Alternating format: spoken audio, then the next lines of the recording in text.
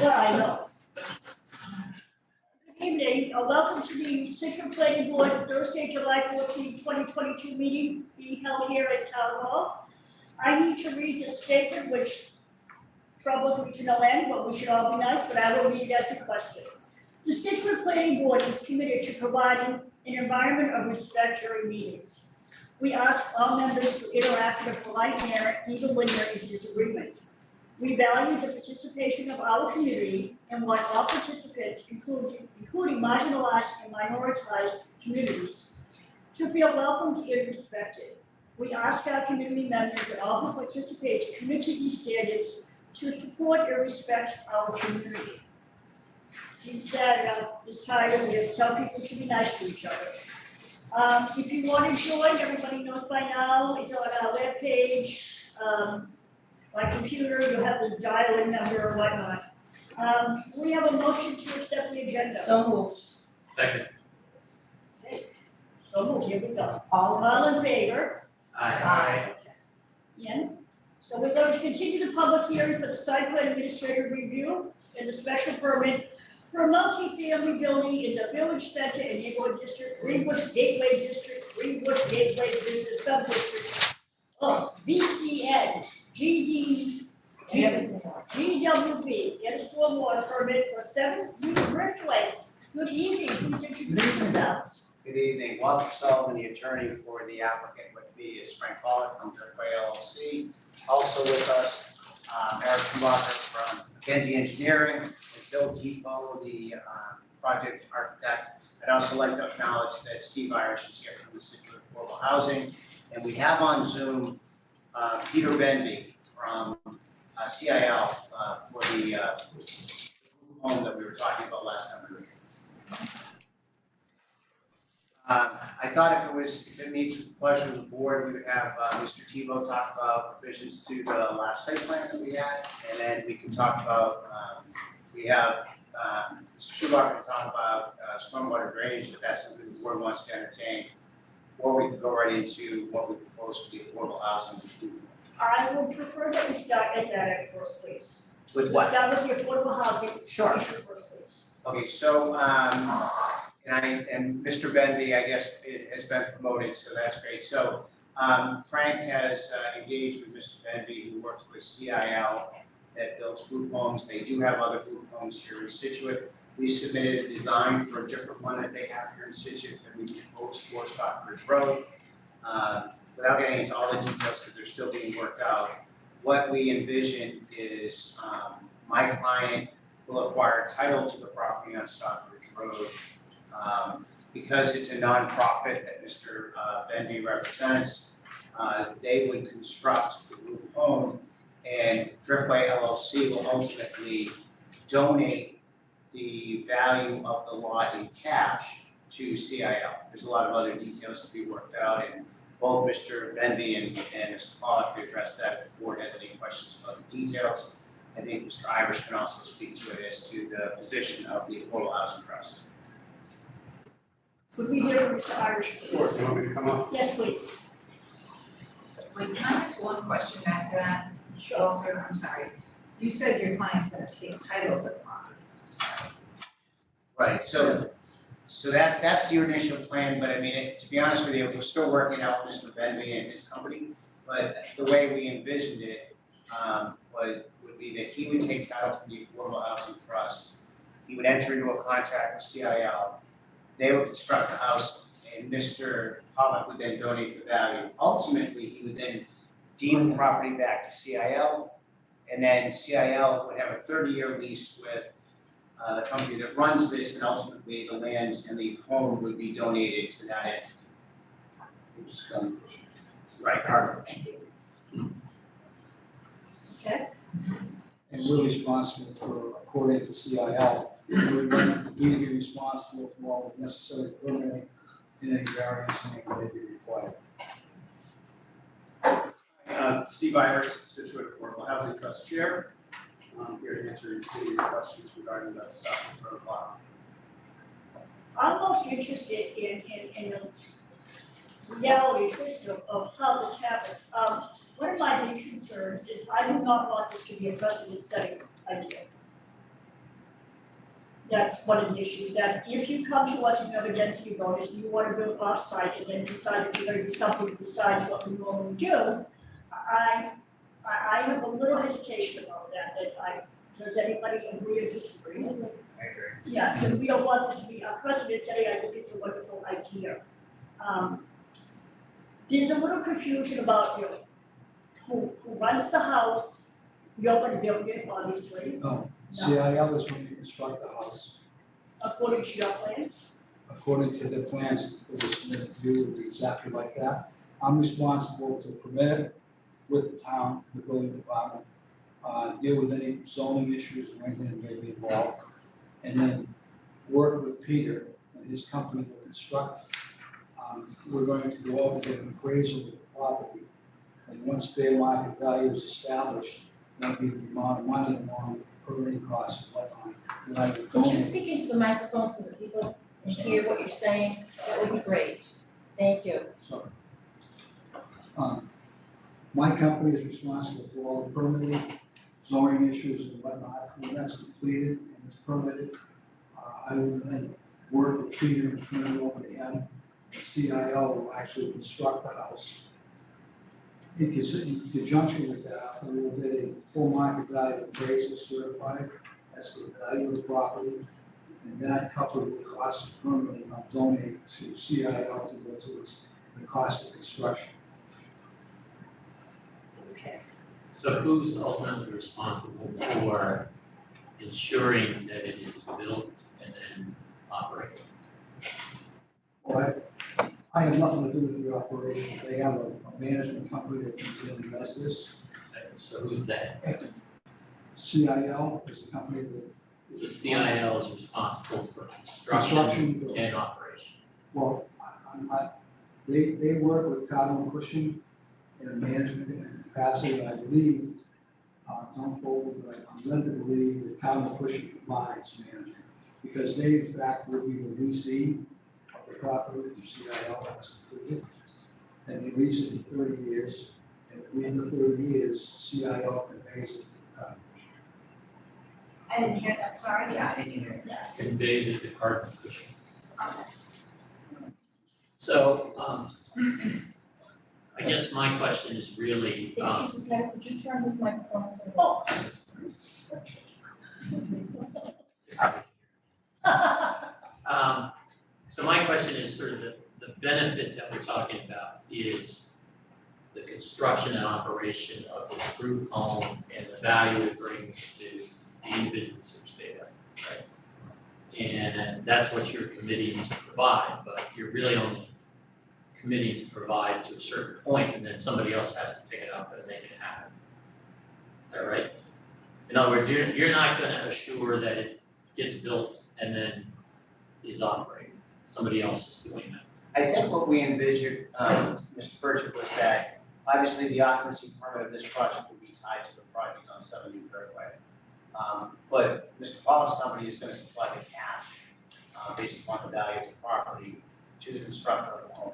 And it might make sense too to have Mr. Benby speak to this from CIO. Yeah, I'd love to hear that. Yeah, please. Seth, can we unmute Mr. Bendy? He's good to go. Hi, good evening. I'm Peter Benvey with the Corporation for Independent Living, and we've developed probably over 200 group homes for people with disabilities in Massachusetts. And we did one in Scituate that we supplied the plans for that house for this meeting, although that is indicative of what we hope to do at the site. It's not exactly what we would do unless that was a requirement. The house on Lawson Road, like the house that we propose, will be leased. We will lease it to Cardinal Cushing Centers, where they will provide services for people with disabilities. And the property will be deed restricted in perpetuity to be used as such, as a group home for people with disabilities. And after 30 years, we donate the house to Cardinal Cushing Centers, and they continue to operate it as a group home for people with disabilities. And as I'm sure you know, each of the bedrooms in the house counts as an affordable unit.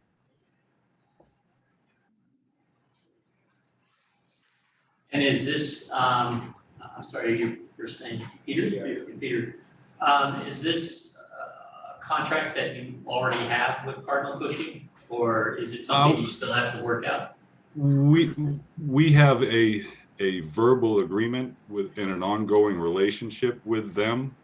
If you needed a contract, we could easily provide it because they are desperate for group homes for people with disabilities, and that would just be a formality where we could very quickly provide a development services agreement between Cardinal Cushing and us, where it spells out that we build the house and they lease it from us.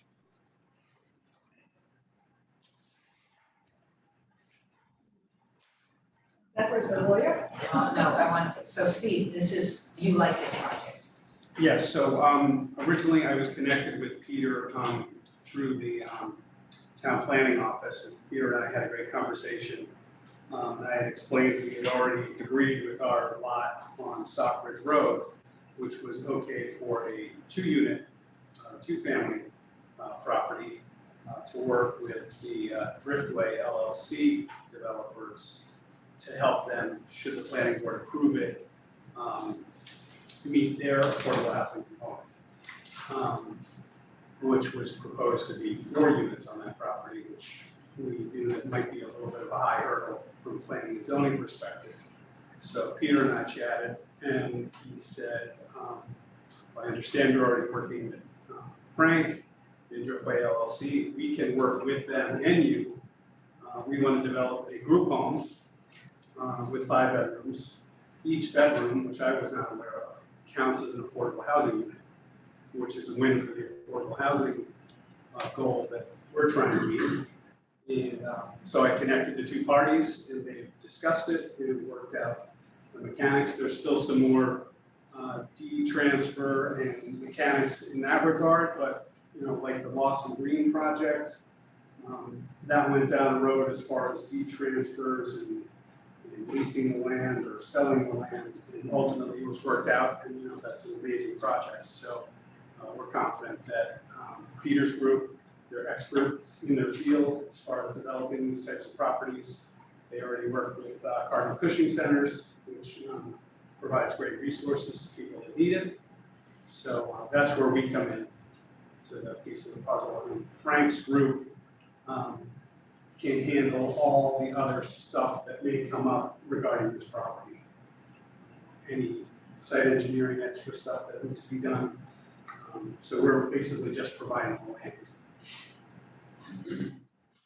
So one thing that you guys are concerned about is that you don't want to set a precedent that whenever you're asking to put affordable units on,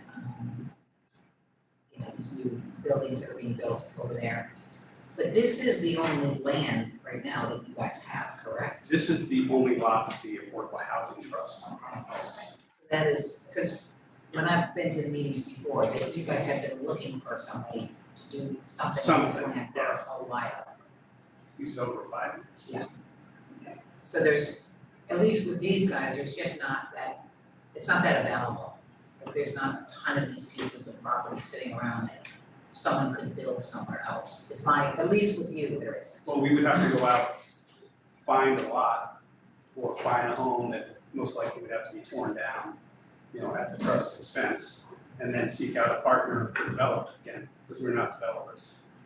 So we would be seeking someone else, whether it's a CIL or, again, we were approached by this due to the difficulty of what we've been told of trying to develop the affordable units, within that project. So we had open ears to it. So I Mr. didn't mean to cut you off. No, go ahead. Just had a follow-up question on that. Is the kind of group home that we're talking about here, is that sort of within the Affordable Trust overall game plan to have a certain number of those versus other kinds of affordable housing? Our goals are broad. So again, the basic goal is to provide and expand affordable housing opportunities in Scituate, whatever they are. So meeting folks with intellectual disabilities, awesome. Veterans, another one that we have that we'd like to try and do at some point. Father Bill's has a place in Hingham that we've toured, which is amazing, for former homeless veterans. So we'll see how that goes. Again, limited land opportunities. We only donated money to the Lawson Reed project. That was Scituate House. CPC donated 1.2 million Right. to that project. And we had money in our fund, in our trust fund, and we donated funds as well, so to help make that happen. And all those units from Lawson Reed are on the affordable subsidized housing inventory. Yeah, I was just kind of interested as to whether this is a specific kind of affordable housing, whether we have a broad range that we're trying to encourage in town, right? There's such a need for all kinds, seniors, families, folks with disabilities. So whatever we can do, we seize the opportunity when it comes to us. So, Mr. Paul, I appreciate this really out-of-the-box solution for affordable housing. And this is only part of the density bonus. I want you to be aware of that we will be looking for further. This is really in lieu of your affordable housing, so to speak. So there will be another part to that, just so that we are fully aware of that as we're going forward into this. Just for the record, to clarify the issue, I did not bring this to the planning board. I was advised through the plan, so. It's a nice, and I really appreciate. it's a great one. And I appreciate the gesture, but, and as grand a gesture as it is, unfortunately will be other things. I'm sure. Okay. Ben? Do you have anything right now? No. Yeah? No, as long as Mr. Paul knows that there will be an added, as you could point out, benefit. Bob? Oh, sorry. So, And could I just Sure. clarify one thing? I just want to make sure, I think I heard this, but you're conditioning your certificate of occupancy with the completion of this project. Is that right? I'm conditioning Your CO, for the driftway yeah, with this property. right, Absolutely. okay. There. so we would, I would like to see something like that. It's a little more formal than just an informal conversation. So as a group, we need to vote whether we approve of this type of housing or not. Karen, would you like to weigh in? I think you need to vote whether you want it or not. Yeah. Technically, with 19 units and a density bonus, they need 20% affordable, so they need 5 units. So with 5 bedrooms in the group home, it would count towards the 5 units. Because every bedroom does count. And I did have a conversation with, somebody called me way back when, and I said they were looking for spots for group homes. And I did give this site, but I said I thought it was already spoken for. And so they've been able to work out the details, and they've done all the coordination off, not through any part of me, but I did say it was already, we thought there was a handshake deal on this thing. We do have other group homes in town, and they are desperately needed. So as a group, we need to decide if we think this is a good use of that density bonus. Or we're gonna take it back and do it the old-fashioned way with a 40B like we always do. I'm gonna speak personally for myself and let the board speak. I personally think that this is a very good deal for the town. I think it's a good deal for County Cushing, and so that would be my vote. Would you like to make a motion again? We don't have anything in writing, do we, Karen? No, I didn't, I think right now it's an informal motion Okay. to, Then I move that we consider, in lieu of 5 units at 7 New Driftway, 5 bedrooms in a group home on Stockbridge Road. Is there a second? Second. All in favor? Just a comment on that, just to pick up on the comment we made before, which is it's not intended to set a precedent that affordable housing means group homes somewhere else, right? The next development up could be, we could very much say we'd like to see affordable housing in the development. Yes. just want to be clear that the circumstances, the players involved, the support of the town for the trust, I think all of those sort of at least lead me to say this is a viable Yes. solution here. Can I just, do you want that as part of the motion, Steve?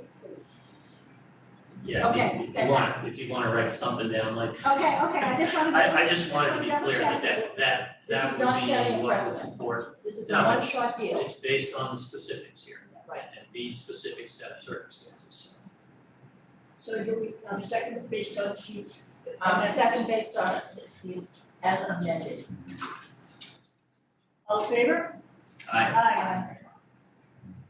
Unanimous, there you go. So we'll Thank start you very with much, the ladies and gentlemen.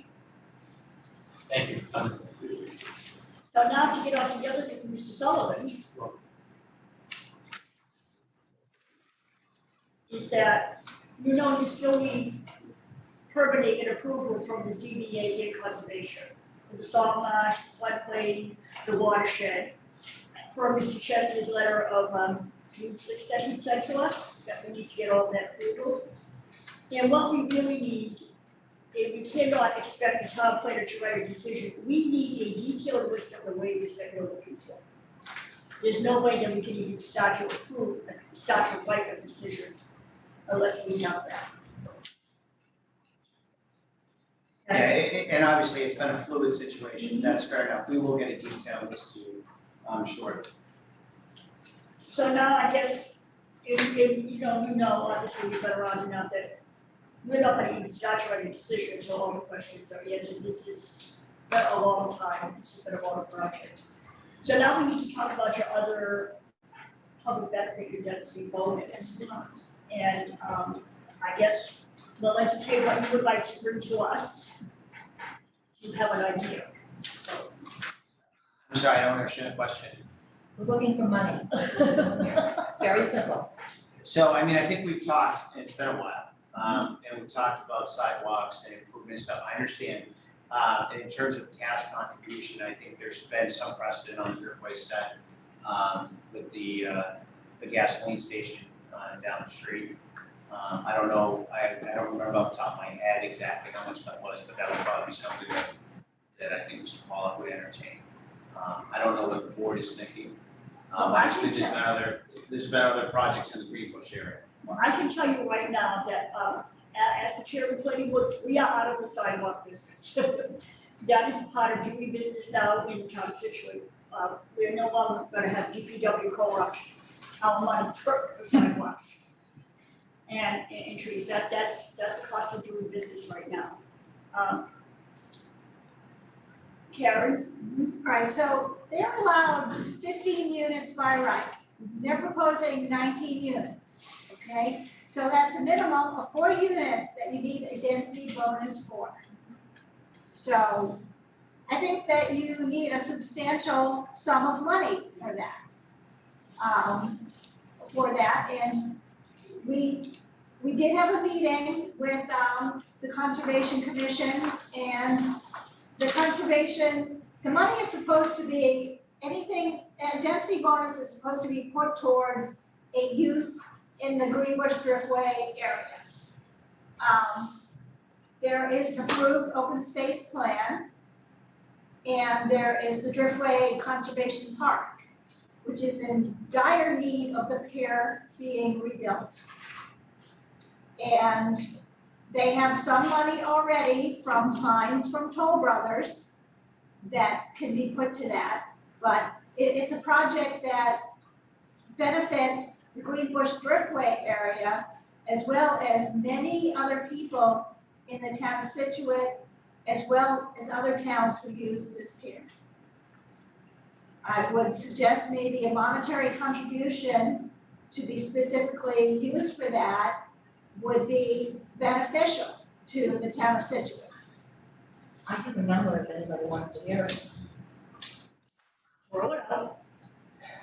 $25,000 a unit, so that's $100,000 toward the open space project. It's a big number. Yes, it is. Oh, you're It's a doing, big project. it's a big project.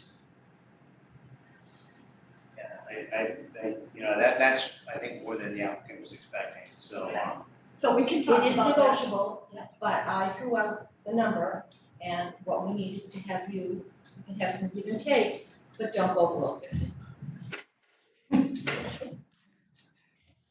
You should work for me.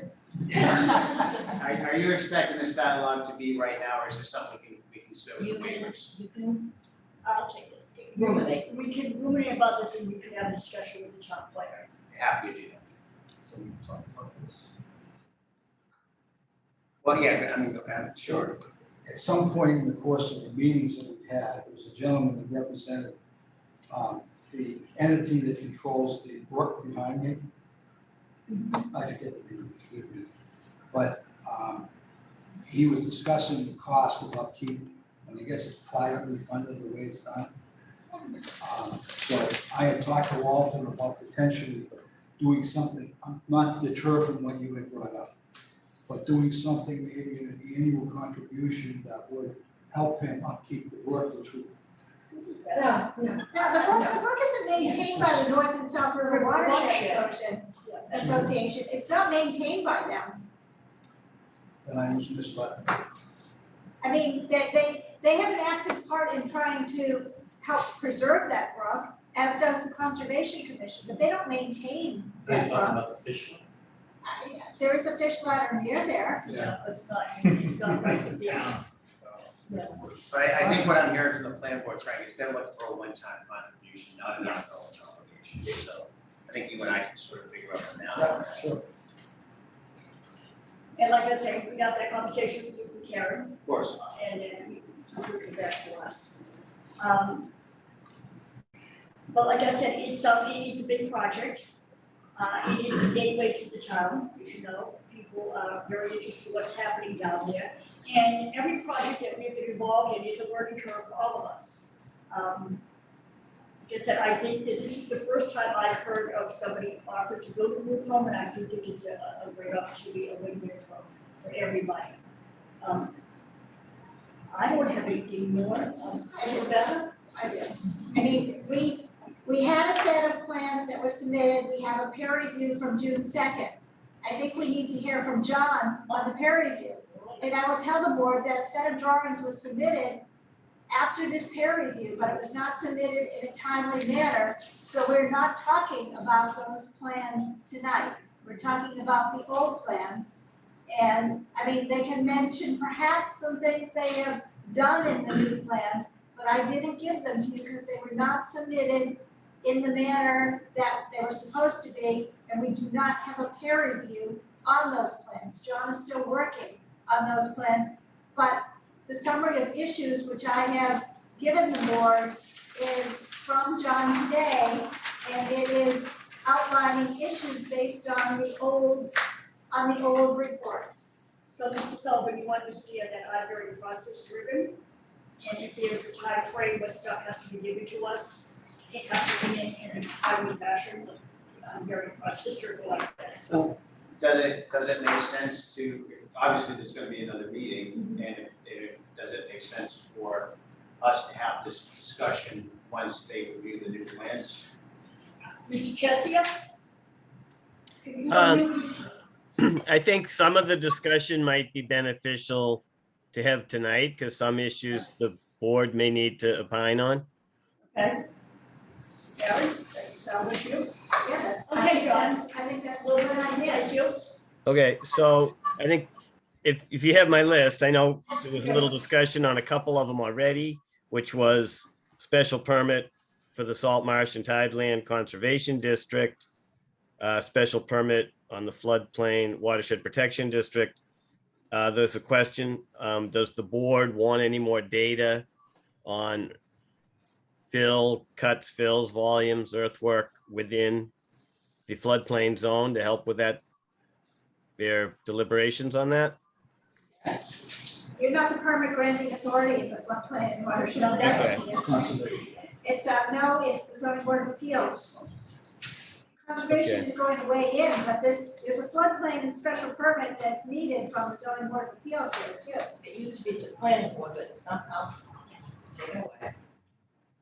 So that just basically gets Yes. passed off. It's not something that you are concerned about relative to this, or? That's I fine. think you should have an idea of the amount of fill being brought in. Okay. How much are we getting, Mr. Chesser? It just helps with your deliberations on the whole project.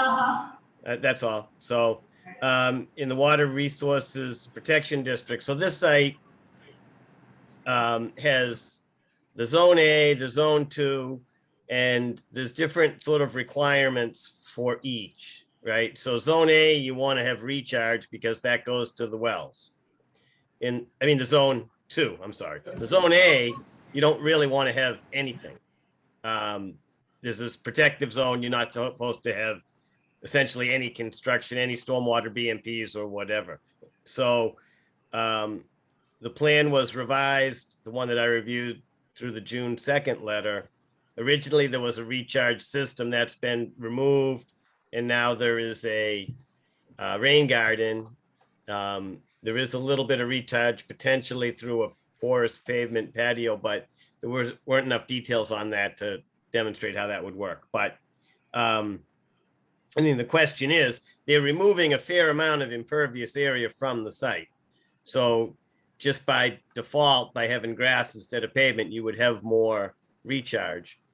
But does the board want them to consider recharge in the Zone 2, even though it's in a Zone A, sort of because it is a redevelopment where you're taking out pavement? I'm not telling one way or the other. There's a lot, it's something that the Water Resources Committee may want to weigh in on or whatever, but that's just a subject that has conflicting information. And how does the board feel about that? That's something to consider. In that district as well, the later plan does have some steeper slopes. The original plan had 4-to-1, but there's some 3-to-1 on the new plan, which is not allowed in the district. There's also a couple of outlets from the roof that are right at the top of the bank. And I think that's an issue in that district as well. And it's also just a general stormwater issue. And I haven't looked at the new plans to see if any of those things have been addressed or how they've been addressed. And I'm not saying that they haven't been, but I only can go by what I had before. Under 750.8, which is development site standards, there is a handicap space in the front setback, and there's a requirement there isn't supposed to be parking in the front setback. I'm not sure if they're going to ask for that to be waived because it's a handicap space and you kind of need them near the front door, but that's something for the board to consider. And if you have a question on the way along, if you want to stop me and whatever's more convenient, that's fine. Thank you. So the next one was landscape plan. There's obviously screening to be reviewed. This plan wasn't stamped by a registered landscape architect. Sometimes on a project like this, you would want that. And you should definitely review the screening and the plantings under that section. Do you want to see any sort of truck turning analysis for loading for tenants, for loading of dumpsters, any of those sort of things? That's fairly typical on plans of this nature to see. Potentially how cars get into some of the parking spaces under the building. The parking underneath looks pretty tight from the old No, we plan did that I not saw. review it, Frank, because it came in after the deadline. Okay, John, that's okay. Yeah, if something came in, that's fine. I just don't have it yet. I haven't looked at it yet. So I'm just, if those have been addressed, that's great. If they're in the new package, then when I'm done, they can say they're in the new package and we'll look at them then. That's great. Like I said, there's limited data on the parking under the building and it's pretty tight. Can the cars get in and out of some of the end spaces is an issue that I think may need to be looked at. There are requirements. This is under 760 for the number of trees in the parking area that the plan didn't appear to comply with from my look at it. 751 is low impact design standards. So, I mean, obviously there's a building and a parking lot on the site that's being torn down and a smaller impervious footprint proposed, which is a good thing, I think. But under the zoning bylaw, it doesn't really address redevelopment. So it's sort of something the boards should wrestle with a little bit, because this would be considered new because everything's new.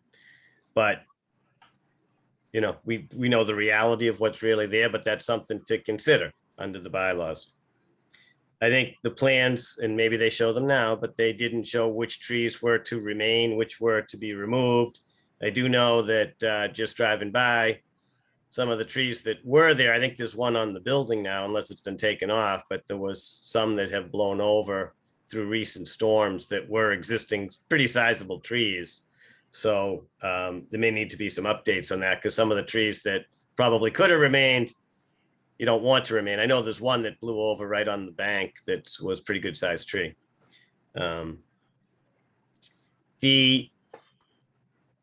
Based on the data that I saw, the impervious area exceeds the allowable in the front yard. So that's something to look at. And then there was also a requirement for a certain amount of pervious buffer to the right of way that I believe they didn't quite have that either. The next one, this is 580.6. It talks about amenity spaces. That's, again, the board should look at what's there for amenity spaces under the bylaws and what you think about that aspect of the design. You know, for 19 units, there should be sufficient space for everybody to do what they need to do. I think we are also short one street tree on the plan. The under site plan review, which also includes stormwater aspects, whatever, there's, I think we need more data on the retaining walls.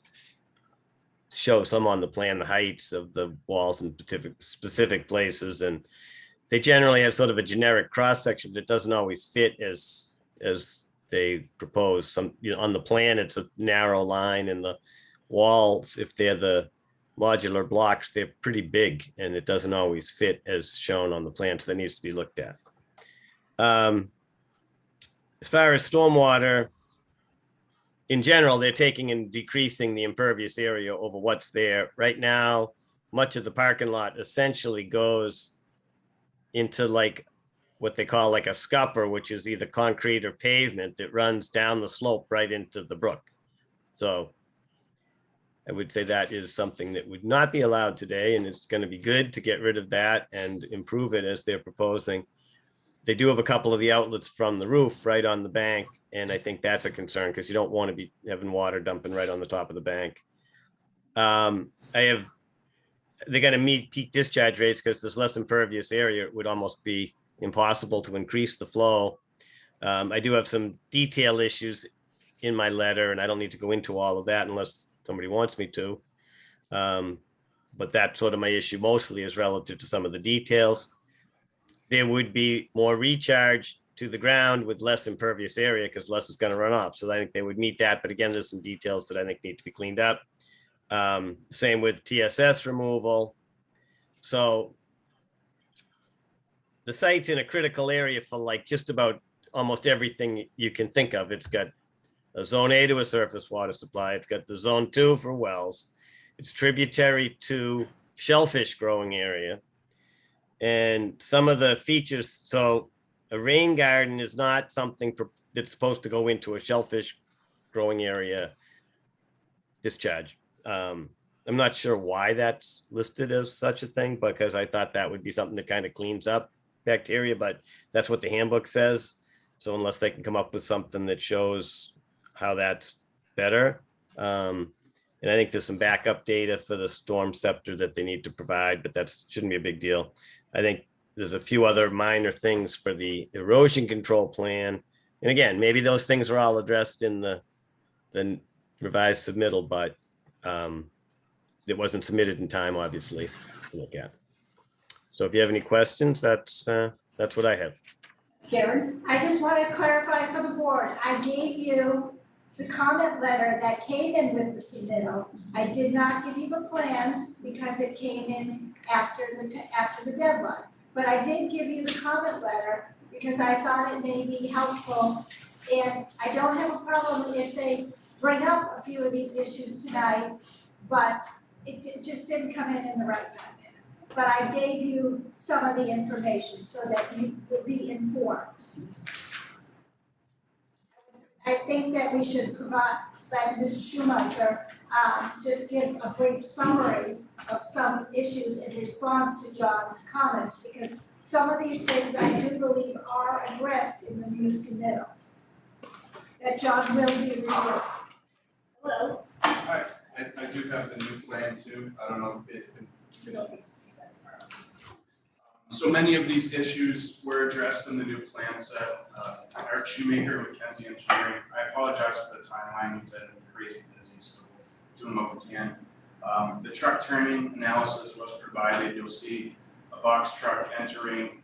We designated a loading space, entering the loading space, backing up, exiting the site. The roof leaders, like Mr. Chessier mentioned, we angled them to allow some vegetated uptake before that stormwater actually enters the brook. So we fixed that situation.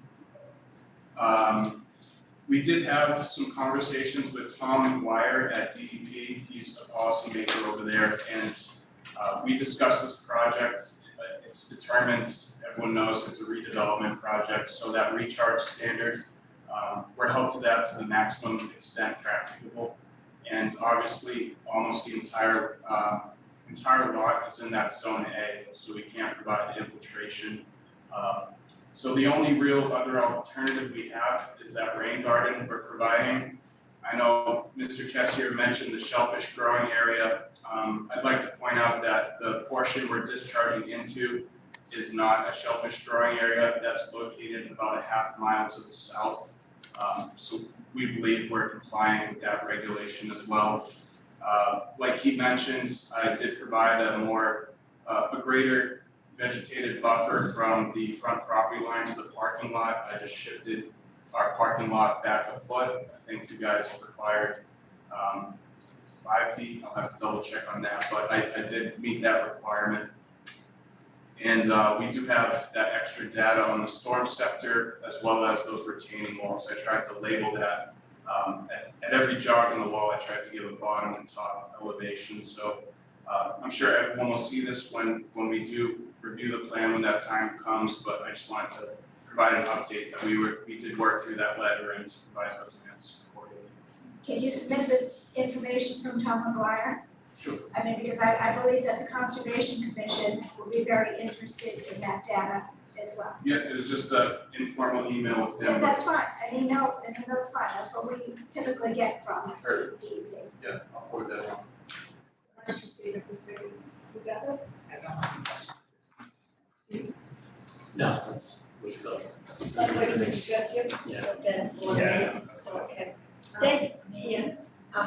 In your new plans, did you get rid of the gate? There's no gate provided on this new plan. The gate is still on the plan. Do not have a gate labeled on our site plan. We'll try to find out what Yeah, was it's not that big, so. Okay. in his case. Like, we don't like it there, not really addressed. Mr. Chessier, do you have everything you need? Did you hear him? I assume so. I would like to see the email from Tom McGuire too. That would definitely be helpful. I did pick up the plans and the calculations. Like I said, I haven't had a chance to really look at them. So, it's helpful to, and usually I suspect that there was a response letter that hits on the points, which makes it easier for me for sure, and for the board. So I'm assuming, hopefully I have everything and,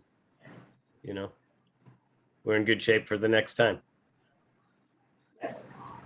So I think that I quickly reviewed the new set of plans and very, very, very quickly. there was a comment given that planting should not occur in the state highway layout.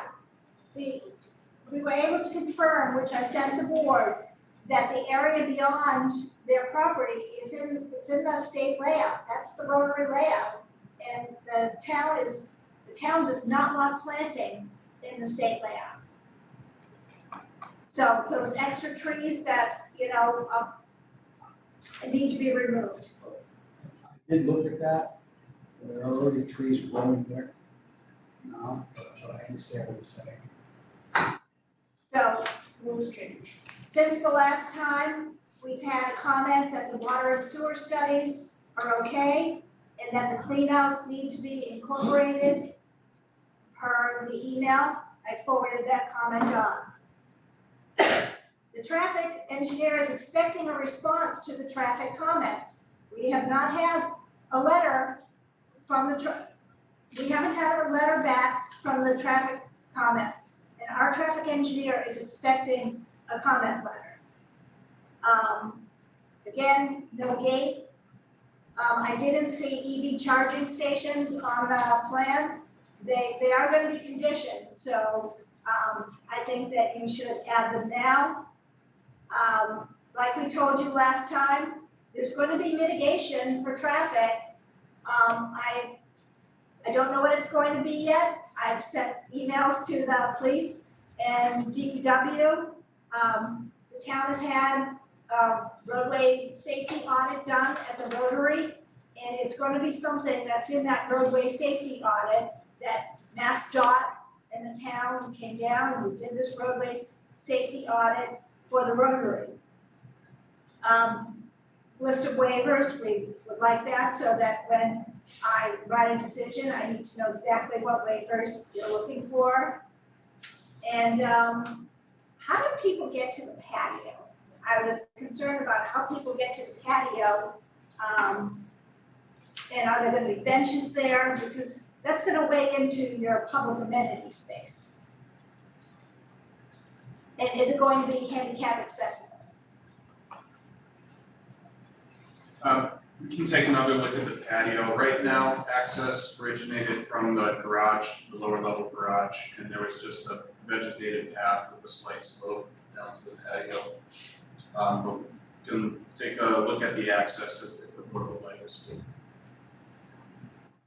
We would appreciate that. Anything else, Karen? That's all I have at the moment. Public hearing, do we have any comments from the public? I don't know how we do this. Brianna, how do we do this? Here in the room. Ms. Lambert, you have no hands raised from the public. All right, then we have a comment for the group. Hi, I'm George Humphrey, 8 Lads Way in Scituate. I'm also on the board of the North South River Watershed Association, was referenced earlier. Just want to continue to weigh in on our concerns about use of native plants. I don't know whether there's an irrigation system proposed here. I haven't seen the plans using well water, but certainly we would be advocating for using native plants that aren't requiring this additional irrigation. In addition to the runoff, the issue of the integrity of the stream bank is a concern. And again, using native plantings to shore up stream banks, get rid of knotweed and other invasives that are attacking the integrity of the banks. And then, as we all know, Greenbush is an exposed area with parking lots and other developments, and planting mature trees is just has to be a priority in every project. So Mr. Harper, you can be assured we have 2 registered landscape architects. Okay. Oh, no, landscape architects, who know all about native plants. Okay. They're very, very onto this and they nurse it all the time. So That's one area I'm sure that we will have some kind of consensus on. Great, thank you. I just wanna say that the stream bank, that's the issue of the Conservation Commission, that's not the planning board's jurisdiction. The planning board has the stormwater permit on this, so we have to make sure that stormwater is not going to erode the bank going down to the stream. One thing that I was just thinking of that came up earlier, we we're talking about cut and fill.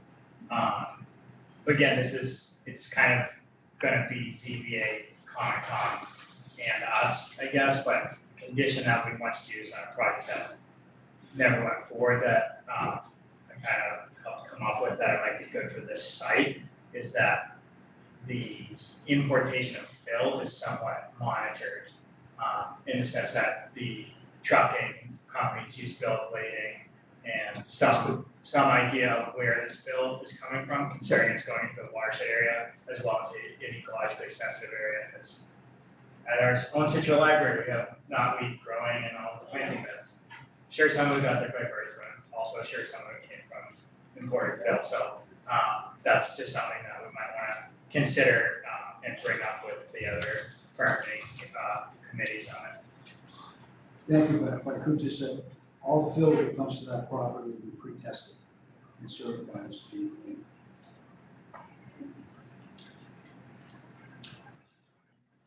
Anybody else? Continue motions to continue. We don't have, I mean, so the question is, how long, are you gonna submit any more information, which I think is required? And we've previously told you that it has to be submitted a month before the next hearing, because John needs time to review the plans.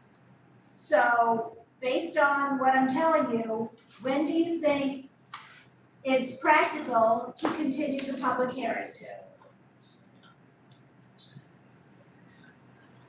Well, we think we can stand on the plan that's just been submitted now with respect to Mr. Cheshire review. How much time would the traffic consultant need? He also need a month? No, he doesn't need a month. So yeah, we can certainly stand on the plan we have. So you're saying you're gonna stand on the plan that's been submitted. What about the other information to be submitted in the waivers, et cetera? Yeah, so I would expect that we can get that within the next 10 days.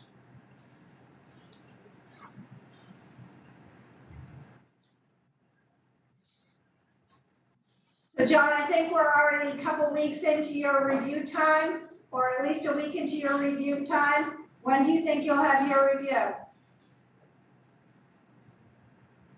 Mr. Jesse, you are mute. John, we're gonna, John, we're gonna unmute you there. John, see that right there? Just Sorry about that. That's okay. I probably won't have it next week, but certainly the week after that. I have court next week, so I'm out a fair bit. So I would say the week of probably by the 28th, I would have my letter, if not a little before. I think it's rather aggressive to move this project to August 11th. I would think it would be better served, just in case for the information that has to be submitted, to continue it to August 25th at 7 o'clock. Is there any, what would we need to do to get the earlier meeting here in your eyes? We got everything to achieve in the next 10 days?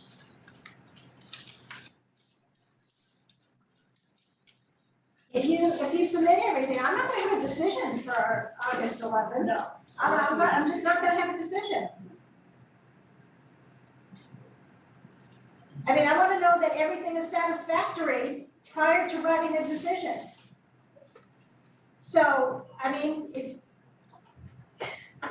if you wanna do it August 11th, but I'm just trying to give you the benefit of the doubt to get your information in.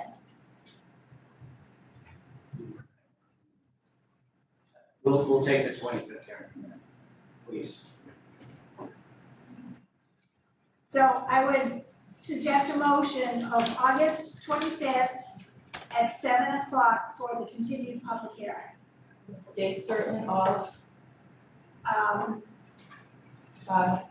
October 14th.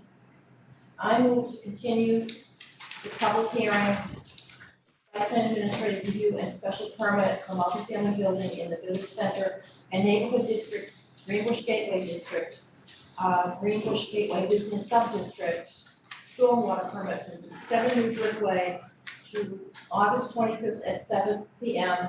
and the time for filing with the town clerk, October 14th, 2022. Second. In favor? Aye. Aye. Thank you. Yes, let's do on the 28th, thank you. 25th. 25th. Whatever day it is, we'll be here. Next is the public hearing, so we need to wait till 7:45. That's correct. So, do you have any accounting? Minutes? I have minutes. Thank you, John. Thank you. Good night. Aye. I move to approve the meeting minutes for May 26th, 2022. And I move to approve the meeting minutes for June 9th, 2022. Second. All in favor? Aye. Yeah, let's go. Okay. Okay, and then I move to approve the requisition of $2,995 to Tech Inc., peer review of 803 First Parish Road, $135 to Chesley Consulting for peer review of 485 Country Way residential compound. Second. All in favor? Aye. Now we'll do a liaison report, and Rebecca, I watched the selectmen, and they were all a chat about their charter review. Oh, good. So what can you tell us? So, So let's see. I think it's pretty much done. I think there was some that the last time we met, somebody was just gonna do one final for free. Which was probably unfortunately getting here and go once again. She's really good at that. So, that's what we left off last time we met. There was a few issues resolved and then someone wanted to appropriate it one more time. So are we gonna hear this at the next town meeting? Yes, It's gonna be. that's the plan. That was the plan last time we met. There was a plan last night, or 2 nights ago, but I That was, was. that was the plan last time we met. Is there anything substantive that's changed, you know? That you would share with us? Remember that, this has been going on for, a year now, I'm gonna get back to you on that one. We'll hear about it, because you know, the meeting is moved up to September 19th, town meeting. Yes, we have. So we swear, I know it's shoving everything together.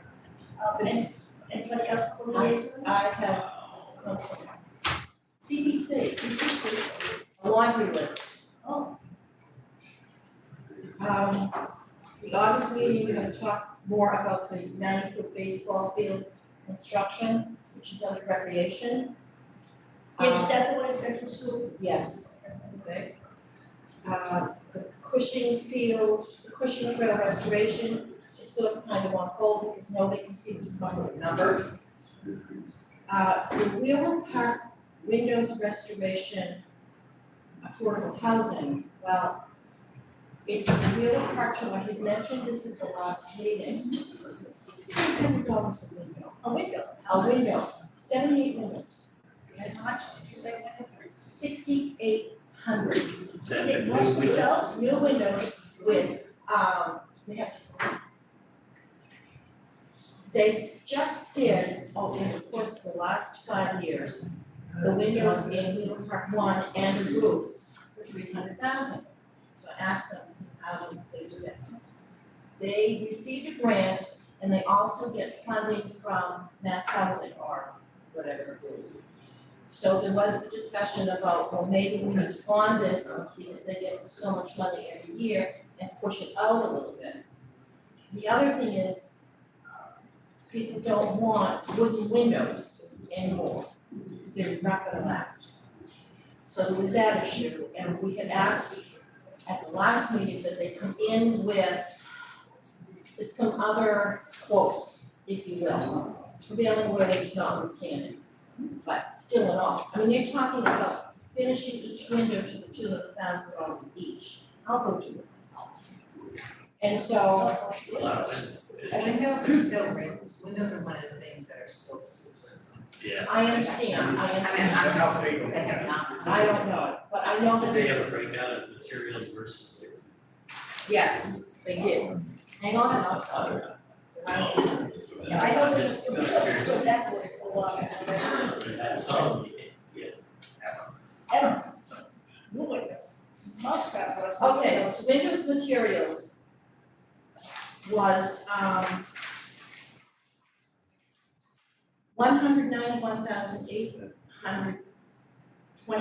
191,821,50.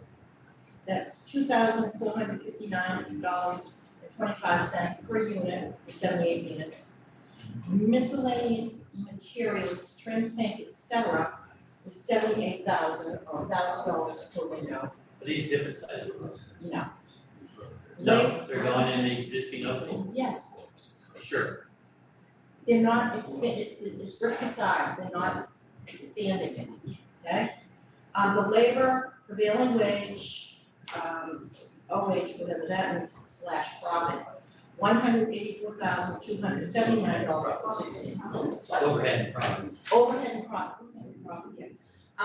Soft costs calculated at 27%, $126,481. And the total estimate is $576,708.50. Indoor business, okay. So that's, they need to come back to the drawing board. And, you know, there is the Very issue. big number for soft costs. Yes. Right, and also the issue is this within the purview of CPC? Yeah, well, that's the primary question, right? Right, that's the primary question, because is this maintenance or is this Restoration. restoration? And the fact of the matter is, CPC replaced the windows at Central Park, but that was a historic building. So that was a restoration. This is 1970 something, so it's not a restoration. It's an issue, okay? And, all right, and I'll come back to some of this in a second. We voted, I believe, Moby mats. Those are those mats that are at the beach. So we voted those, that was $13,000. To replace existing ones, No, or no, to no, add? and to replace one of them. There was discussion for the Bailey Ellis House windows, tower, and door restoration. And that was a laundry list, but we approved that. The Historic Preservation, Historic Commission, he's gonna come back with more information. We wanna come up with, you know, we want a laundry list of what's historic in this town. These two, Damon Access and Picnic Area and Crosby and Bates Picnic Area, those two items total more than $200,000. They want big benches, right? Yeah, and it's money. So they're working on that one. What picnic area did you say? The Damon parcel, which is off Clap Road, and the Crosby Bates Picnic Area, which is also up off Clap Road. And those, they're pretty expensive. I'll give it a receipt. They're there. Yeah. We actually, What's, That's my house, look a lot. yeah, so what's in them? Fields, trees. trees. So what do they need to spend money on? Well, like, and the They cost, need to finish it because they thought they had enough money, but costs have tripled since, the cost of costs are craziness. I have that figure here at some point. It's a lot of money.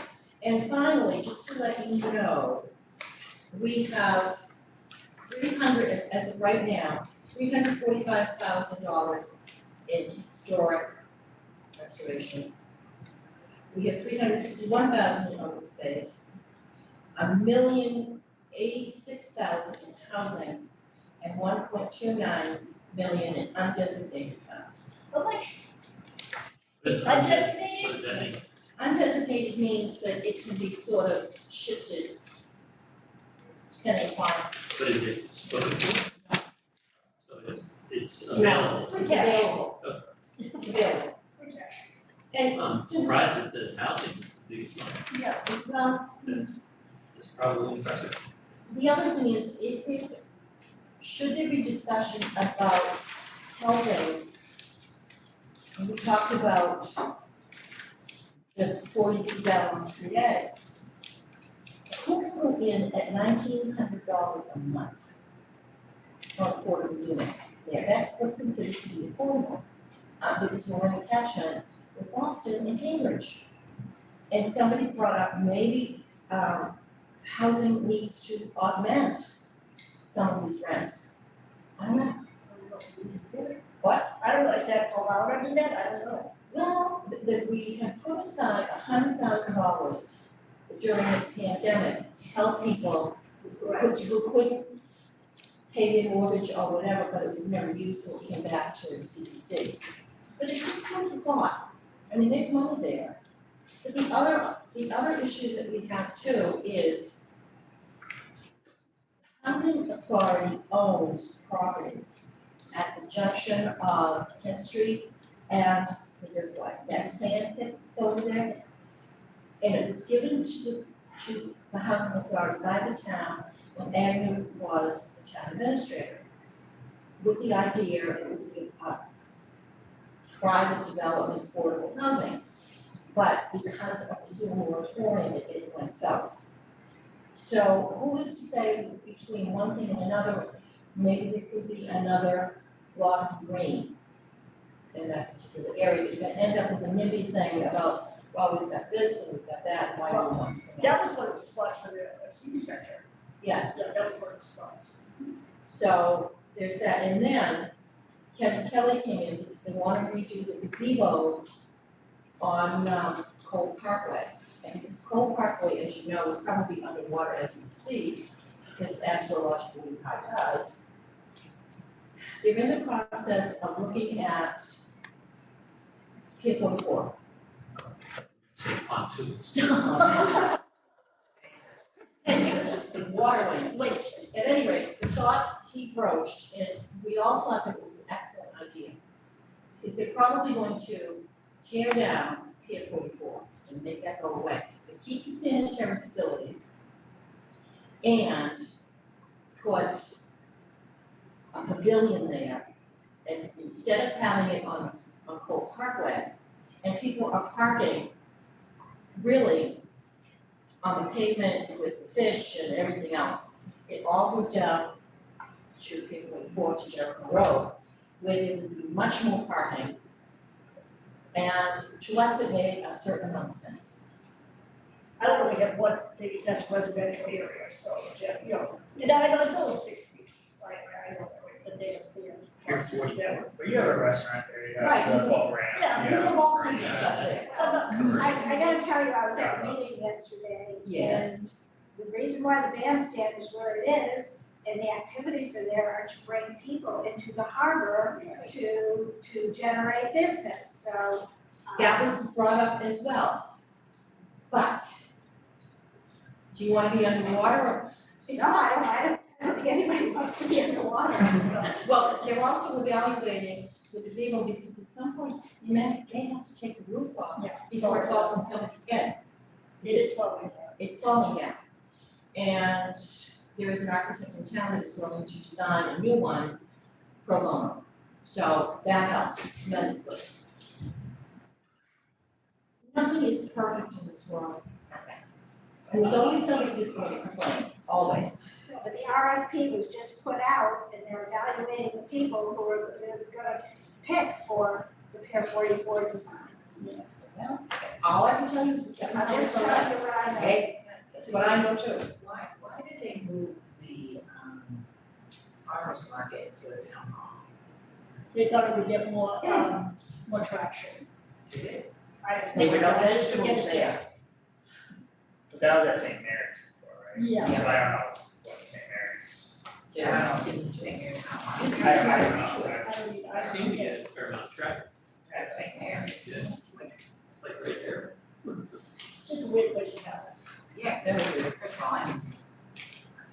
never drive down 3A.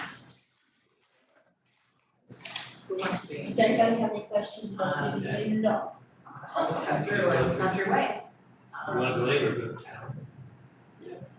But I just, like, I guess bringing more business, if you go down to the harbor to back, you then might walk around. Right. I'm not sure if it does. I think it was where it was at the end of the harbor, wasn't it like in the parking lot, say years or something like that, and I think that was the type something to do.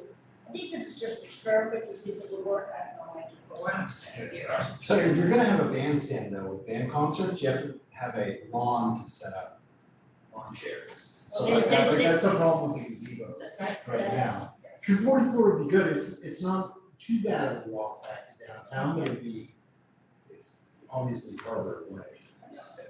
We all need to walk a little more. We You all- should know that. We don't. So the other liaison, I'd say, like, is that, I encourage everybody to listen to the water treatment plant stuff online. Yeah, me, No, last night. Zoom. A Zoom meeting last night. That was this second one. We were referenced about, I don't know, 10 times, so we might wanna like get up to speed about what's going on there. They reference the twin. Engineers did. That they would have to come to us for stormwater permits and whatnot, and, so I just, it's a big deal, it's coming fast, look at the interactive map, it's interesting. You kind of know like what's going on where, but, that's coming at us fast and furiously, and, that's why town meeting has been pushed up to September 19th, so, I still interested, I learned about the lagoons today, there need no big lagoons because we don't have enough sewer capacity. yeah, what's in the goods? Well, I don't know, well, one of them has clear water, rainwater, but the other one has some kind of stuff that you take out at the end of the day. But I had never heard, nobody had ever said why we need the lagoons, and last time was the first time I heard somebody say, we don't have enough capacity in this Yeah, do treatment all the plant. backwash. Yeah. You gotta put this. We should have had three. We only- approved two. We have two, We should have three. so now there's lots of, like, please, I would encourage everybody, and there's a public buildings meeting, it's gonna go forward with that as well, so, let's not get caught unaware and make sure that we're, what's going on, because they have to come to us. So, we have a planner's report and water weight. No, I can do it real quickly. I sent you all the letter from the Attorney General this week. The Attorney General is requesting another 90 days in order to rule on our town meeting articles from the spring. Has anybody ever said no? I don't know if you have an option to say, I don't know if you have an option to say no. Is that's mainly just because of their workload or because you think they need more time to review? But because she's running the government. I think the letter implies, so. And we were one of the earlier town meetings. Right. So, so we won't know the status of our spring town meeting articles till at least the fall. Then I need you to comment on that sequence, Oh, okay. okay? Also, the timeline for budgets and zoning for the spring town meeting is exponentially expedited. But we have to have final wording by January 10th. No. 2023. That means essentially, we'll be having, for any zoning articles you want to do for the spring town meeting, that is suggesting the zoning workshop in November, and your public hearing in December, and your continued public hearing at the second December meeting. Why? This is what the magic pieces of paper say. Second, December 22nd. What are they going on vacation in February and March? I think there was complaints last year that the wording wasn't ready for the warrant. And so It never is. Selectmen Advisory didn't have enough time to react to the wording. Oh, please. That's the picture I'm getting, but the magic papers came down, and so it puts a constraint on us. So on the next meeting, I will put, we'll talk about zoning. And so the last item I have is that if everybody doesn't know yet, the Director of Planning and Development is leaving. So, just wanted to let you know. As of today.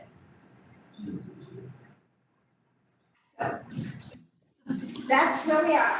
Which is sweet, and it's 7:45. And we're right on time. Right on time, so we have a public hearing for a major site plan administrative review, yeah?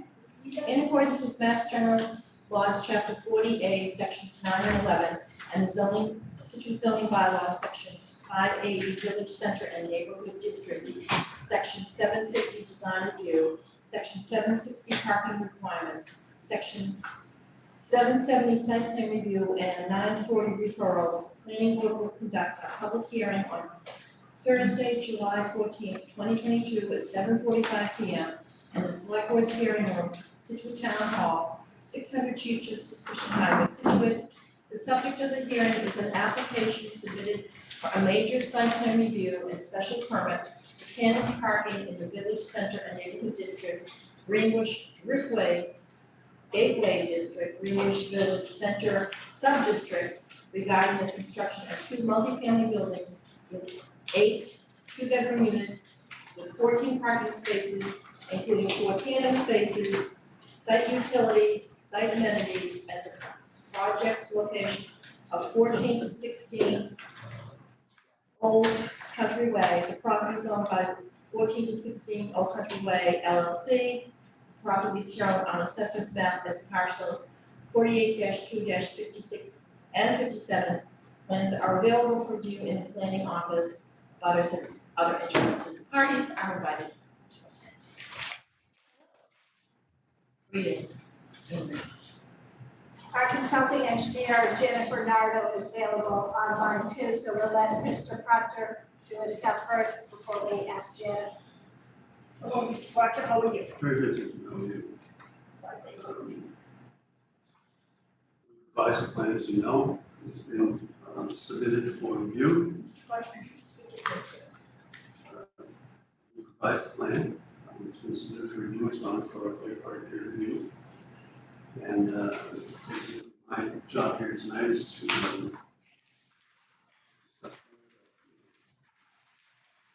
where we stand and anything else that needs to be done for the review. All right, so the planning board is in receipt of the original filing that was submitted. The second, there is a round of plan revisions that came in, but again, it did not come in the timely manner. This is the original set of plans. This is the original set of plans. I can tell you what my comments were on that, and Janet's available for the peer review as well. I mean, what they want to do is they want to change the, what was formerly the barn building, they want to make that a multifamily building. So that it's all, so you have 2 multifamily buildings there. Previously, it was a mixed-use building because it was permitted under the old zoning. Now this is being permitted under the new zoning, and so they propose 8 units, and of course, one of them has to be affordable. But it's the same footprints as what was previously permitted. We've had the drainage peer reviewed, to make sure that it's what was permitted before. The changes that I asked for on the plans was I asked for the plans to be brought up to date with the new zoning. I asked for the business district to be taken away because now it's a BCN. I also asked for the sidewalk to be located because the sidewalk was put in on Old Country Way after this project was approved. And we do have a revised set of plans, but it just didn't come in the proper time frame. And we have had a peer review on the project. So it's my understanding that the only outstanding issues are the drawing for the pre-existing sidewalk to this plan. And other requirements other than the sidewalk, other than a correction to the district label and a correction to the revision. I believe that's all been taken care of in the revised submittal. Right. But And those were not submitted in time. Those were not submitted. And I agree. I'm hoping that these items are nature worthy to be included in the order of conditions and possibly if everything else is in order to proceed with approval. Is what I'm hoping to accomplish here tonight. You're not having approval tonight. I've not written a draft decision at all.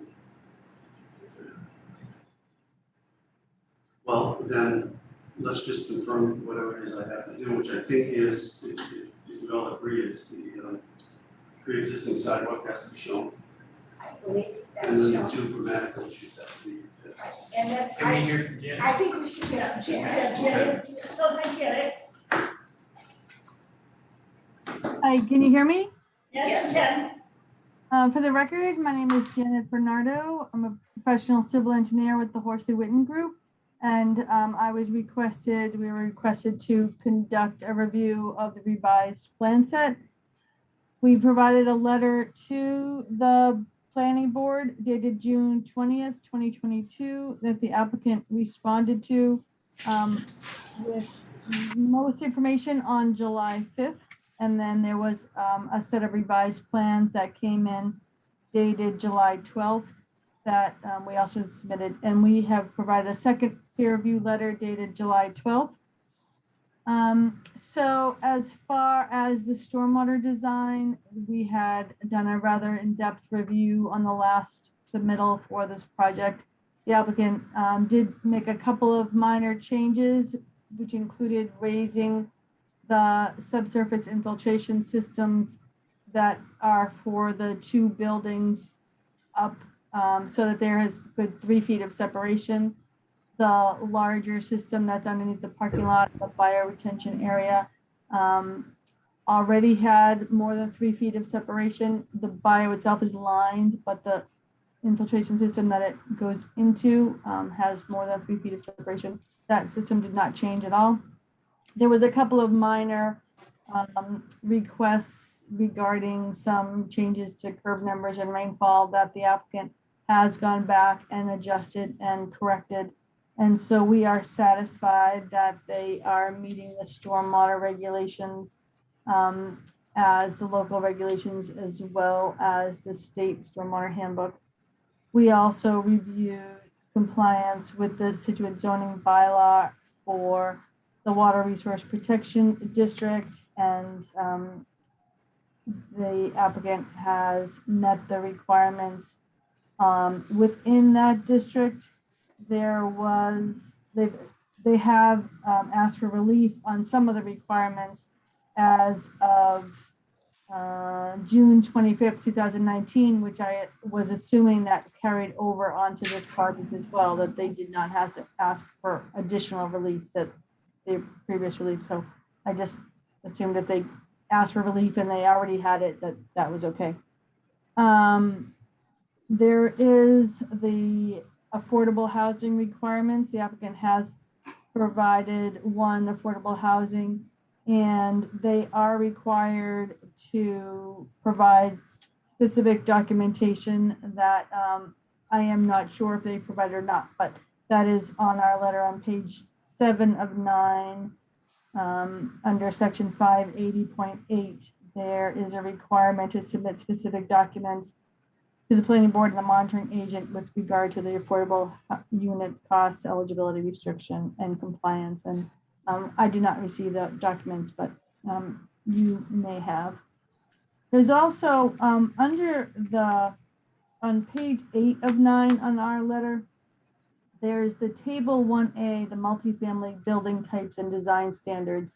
And in that, under the regulations, there was a few regulations that I was a little confused on. One was the front yard. There's a minimum and a maximum requirement. And so it says a minimum and maximum for a multifamily building is 10 feet minimum, 30 feet maximum, which on building 1, the applicant has provided 15 feet, which falls right in between there. But on building 2, there's actually 130 feet. So I wasn't sure if building 1 setback made it worked for both. I was a little confused on exactly how the setback applied to building 2. And the street facing wall, there's a minimum requirement of 60 feet. And for building 1, the street facing wall is 40 feet 3 inches. So again, building 2, it meets the requirement, but building 1, it didn't. And so I wasn't sure, did they just have to meet it for one building or for both buildings? So I just wanted to point out those 2 items. The applicant did not show any outdoor trash dumpsters. I'm assuming that there are none, that the residents will manage their own trash in the interior of their units.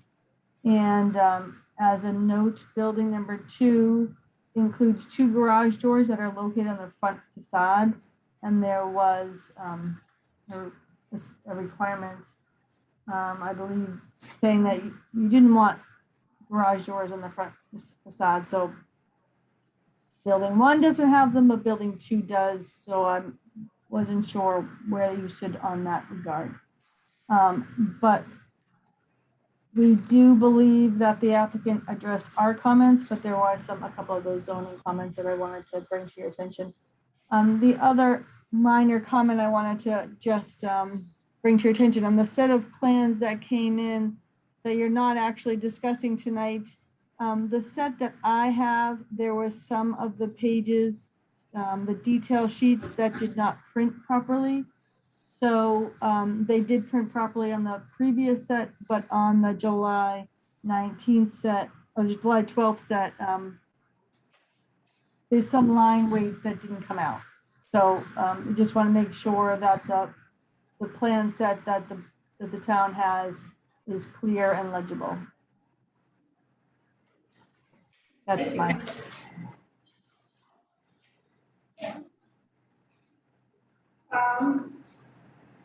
This is a site plan administrative review and a special permit for tandem parking.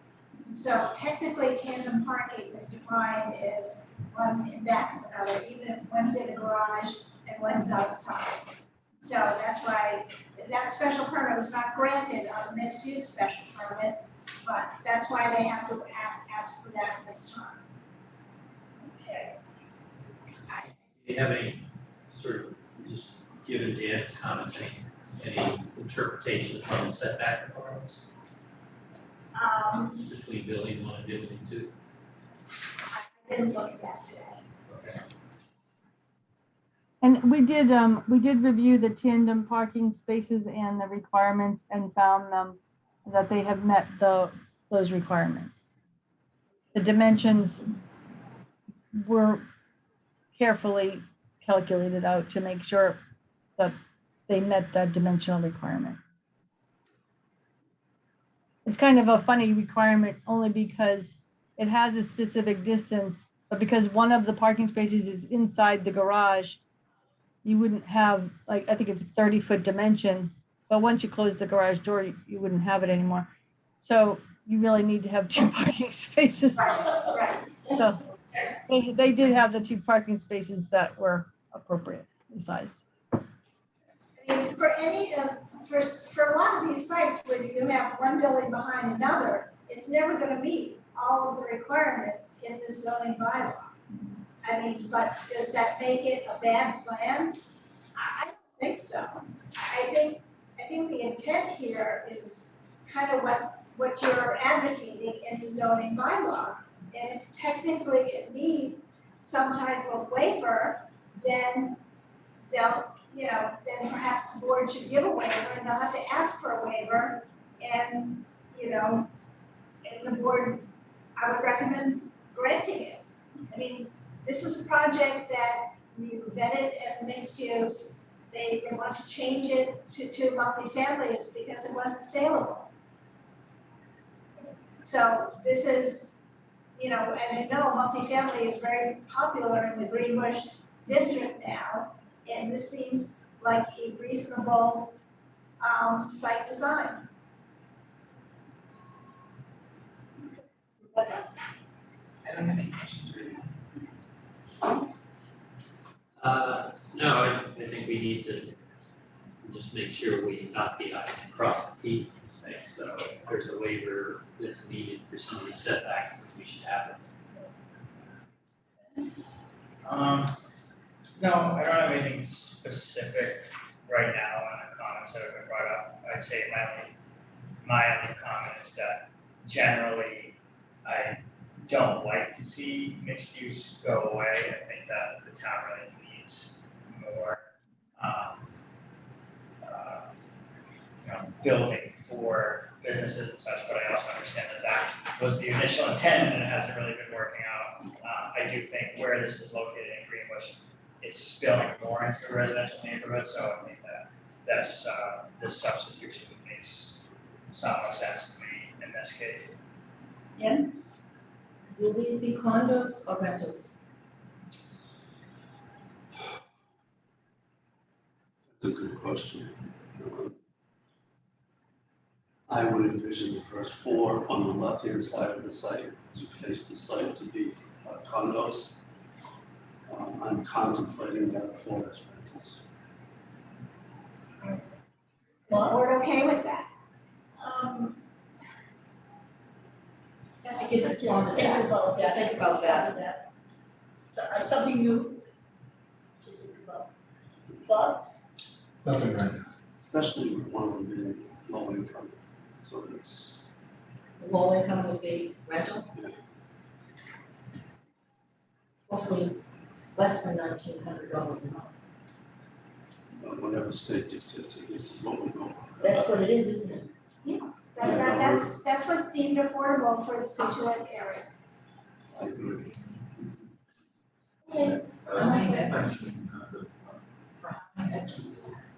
Yeah, I mean, they have a range of what is for each bedroom, and based on the Boston area, 80% of mean income, and it's around 1,900. And that's, you're gonna have to produce all that documentation for the, Right. for the affordable unit. So timing for that, it's an expense, it's a big expense to that documentation to be done. I'm hoping, I don't want to do it before approval. I'd like to do it as a condition of approval. Because to do it without an approval in place is. I think that you, on 50 Country Way, you did it, Andrew, it was conditioned on approval. Right. And that's not, Okay, thank you. Question that Janet pointed out, there's no trash pickup here, right? How's the trash managed on site? Do the residents each have like You know, trash cans somewhere? dumpsters are very unsightly, Mr. Pritchard, as you know. I'm hoping that it's going to be a function of the condo association, the condo documents, to handle trash pickup. At a So certain do they time. have outdoor space No, where they have trash cans or something? There's none designed for that now. so I live in a place like that, Stephen, I don't have any trash, I have to bring my trash to the dump unless it's picked up. So, and I live in a fairly big condo, place, 40 units, and there was nothing for trash. So you leave it in your apartment for a week? I leave it in my Well, garage, and I go to the No, that's, You have what I'm hearing is They you have have a a garage. garage, but they have a garage. Not all of them have a garage. Two of them don't like garages. I have to go to the dump as needed, Every it's, day.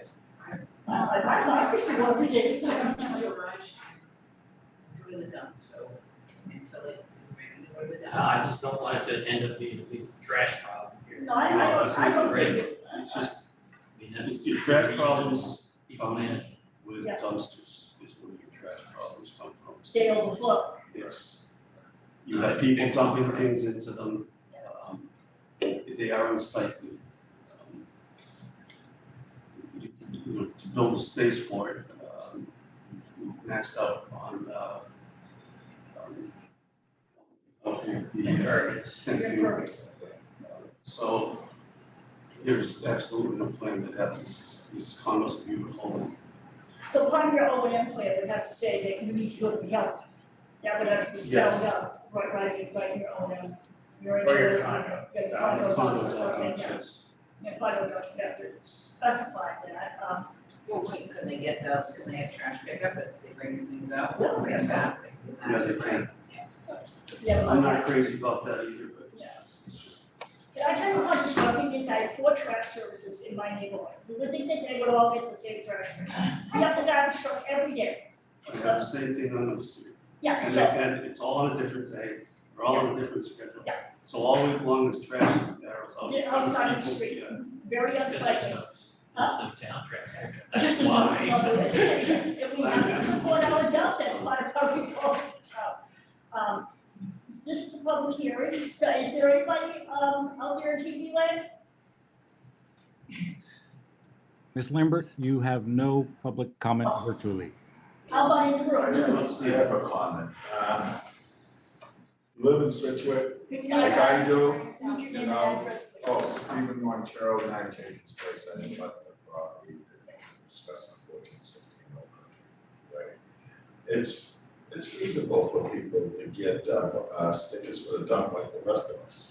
That's right. I mean, I agree with Rob that a dumpster would be pretty unsightly and, poses a lot of problems as well. But, that's a pretty good thing, stickers like the rest of us. I envision the same thing. Anybody else?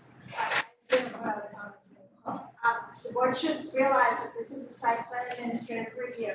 There is no density bonus required here. Under the former permit, Mr. Proctor was going to give $10,000. I'm not sure that you can actually require that here. We had discussed that. I made a deal with him, Oh, What was that deal? she wanted sidewalks, so Huh? she wanted a sidewalk fund, a donation to the sidewalk fund, I agreed to do it, so I'm sticking to that too. So you're going to stick to that? You bet. Okay. Because, I mean, they did put sidewalks to complete the You know, they country put the road sidewalks project. in, but to be honest with you, the curb cuts, I'm not convinced are in the right place, but they also covered the, this is big rock. They covered the, manhole cover to that, manhole that your pipe goes into, the pipe that starts on Steve's property. They buried it, it's inaccessible. The pipe is inaccessible, the town did that, so I gotta fix that when this time I comes. think they need to fix it. Is DPW aware Wait a minute. of that? Okay. Just asking. I couldn't believe it when I saw it, to be honest with you. Nothing I surprising. mean, I was told that the curb cut was put where the plan showed it to be. It's not what the plan showed it to be, but that's okay, I'll fix that. And, I was more concerned about somebody, if we needed to get into that manhole right now, we can't. But that's about it. So then, is there a demo plan with this? I mean, so how are you, Well, are you no, gonna, because are you gonna have to show the demo in the right of way then to get? If the curb cut isn't where you need it, aren't you gonna have to pull up some of the new sidewalk? get in place.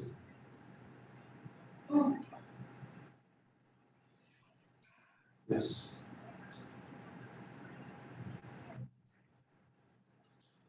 I'm not complaining about that, you do understand that, right?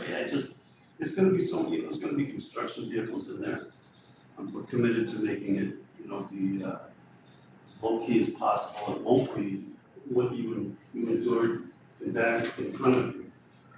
It's horrible, I think, for the residents, but, the guys that are gonna build this place are pretty good. So DPW will give you a curb cut permit and knows that this has to be redone. They know that I don't know if they know about the sidewalk, they don't know if they know.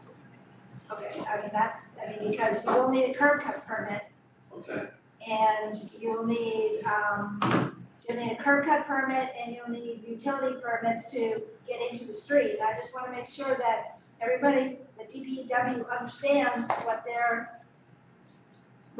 doing, what they're permitting. because I haven't had any comments from DPW on this project.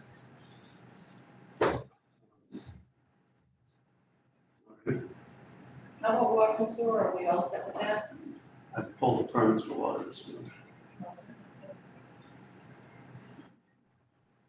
So what do I need to do from here to get the approval process? Well, the planning board needs to continue the public hearing, and I will attempt to write a draft decision for the board. I mean, if the peer review is coming back that everything is satisfactory, then the next step would be the decision, although I'm just, and if I need information along the way, I'm just gonna have to let you know. I mean, I don't know if I have a list of waivers. I don't have a list of waivers that I know of. So I don't have a list of waivers. I know that. So now, But the previous project was approved with the buildings exactly the same but size. the previous project is a different animal. I mean, this is a whole new project. That's what you have to, that was a mixed use special permit. That's no longer the zoning. This VCN is the zoning, and I'm not gonna, I mean, Janet's identified some of the waivers, but I mean, I'm gonna need a list of the waivers to help me try to craft a decision for the board. I mean, I'll use the peer review as a taking off for that. So you need the list of waivers from me. Ideally, you should give me a list of waivers that you want. Okay.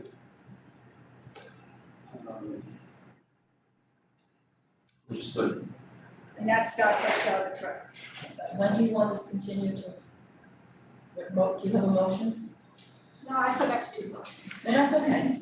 So when do you want this, Karen? I've been a little busy.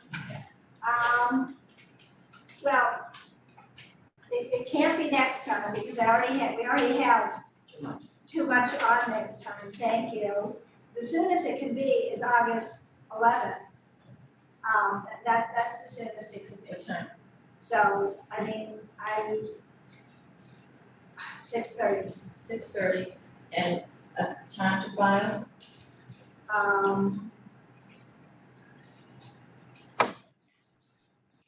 September 23rd. Moved to continue, where is that piece of paper? The, site plan,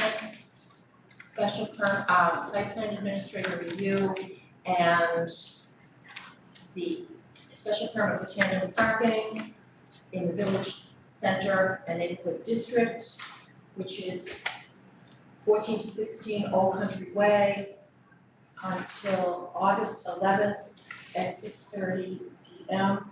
with the time to file September 23rd, you said? Yeah. Yes. Second. All in favor? Aye. Excuse me, I have one question. Are there current plans available in the planning office? They're all on. Yes. Okay. No, I don't know if they're on. They're probably not on. Oh, the newest ones? Yes, the newest one. Probably not yet. Yeah. Okay. So I need you to sign that. You can make an appointment to come in the planning board office to see the plans, Okay. okay? When will that be available? Yeah. If you could do it next week, that would be preferable because Okay. Shari's on vacation and it's been a little, we're just trying to get by Well, here. early Friday. So just to summarize, What? we need the list of waivers. Yes. I think You want the curb cut permit prior to approval? We don't No, need I that for don't, no, approval. just, I think we answered the question about the detail sheet. And then the grammatical issues. Okay, it doesn't sound too And daunting. affordable housing. you're applying, well, he doesn't need that I to don't get want through to approval. Just tell us which unit there to be. Which one? Yeah, that would help us.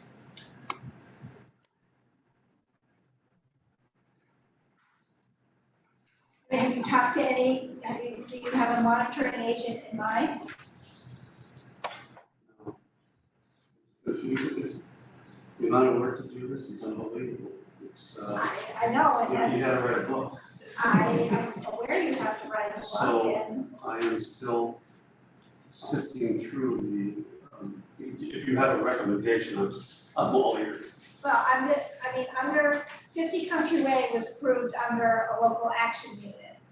And that's what this is, this is a local action unit, and they used Metro West Collaborative. Metro West, Yeah, they're in, I'm surprised they're in our jurisdiction. I don't remember, Natick, somewhere Yeah, out there is where they're located. Collaborative. Yeah, they're the monitoring agent for 50 Country Way. And that was, this is gonna be a local action unit, so that it's able to be included on the subsidized housing inventory. Can I make a suggestion or a comment? Is there any possibility of this affordable unit falling within the Housing Partnership Trust? No, they're not a monitoring agent. I understand. What's the question? The question is, I know what I wanna say, but it's not gonna happen, so we'll just let it go. We'll just wait. Sorry, we'll wait for that to come up. No, it's too bad that we could not make this local. And I guess that's what I'm trying to say, Agreed. Or at least on the South Shore. as opposed to somebody that falls into from Springfield. Yeah. Is Well, that if you making can sense? find a monitoring agent from around here, Well, that could, if that's not limiting the unit. Right now, when I pick up the phone and I call those people, they're like, no. They're just too busy, they don't have time, no. what about the housing authority? It's not a monitoring agent. Okay, I tried. It has to be able to be included on the subsidized housing inventory. It has to meet what's in the zoning bylaw. Okay. That's it. And the housing authority doesn't meet that. That's why people don't like to do a single unit on the subsidized housing inventory, because it's a lot of work. But that's the trade-off you pay for going from a mixed-use special permit to the VCN, when you have to have the affordable unit. One other question for you. You know, tonight, is there anybody else doing this at the same time that they could collaborate with? So, or is it very much unit, it's very specific to The first time I've done it, so. Site specific. site sites? It is site-specific, but I don't You know what know I'm saying? if there's, I don't know if there's a benefit of, the Drew Company has to come up with they have 12 units, that I haven't seen anything on affordable housing from them.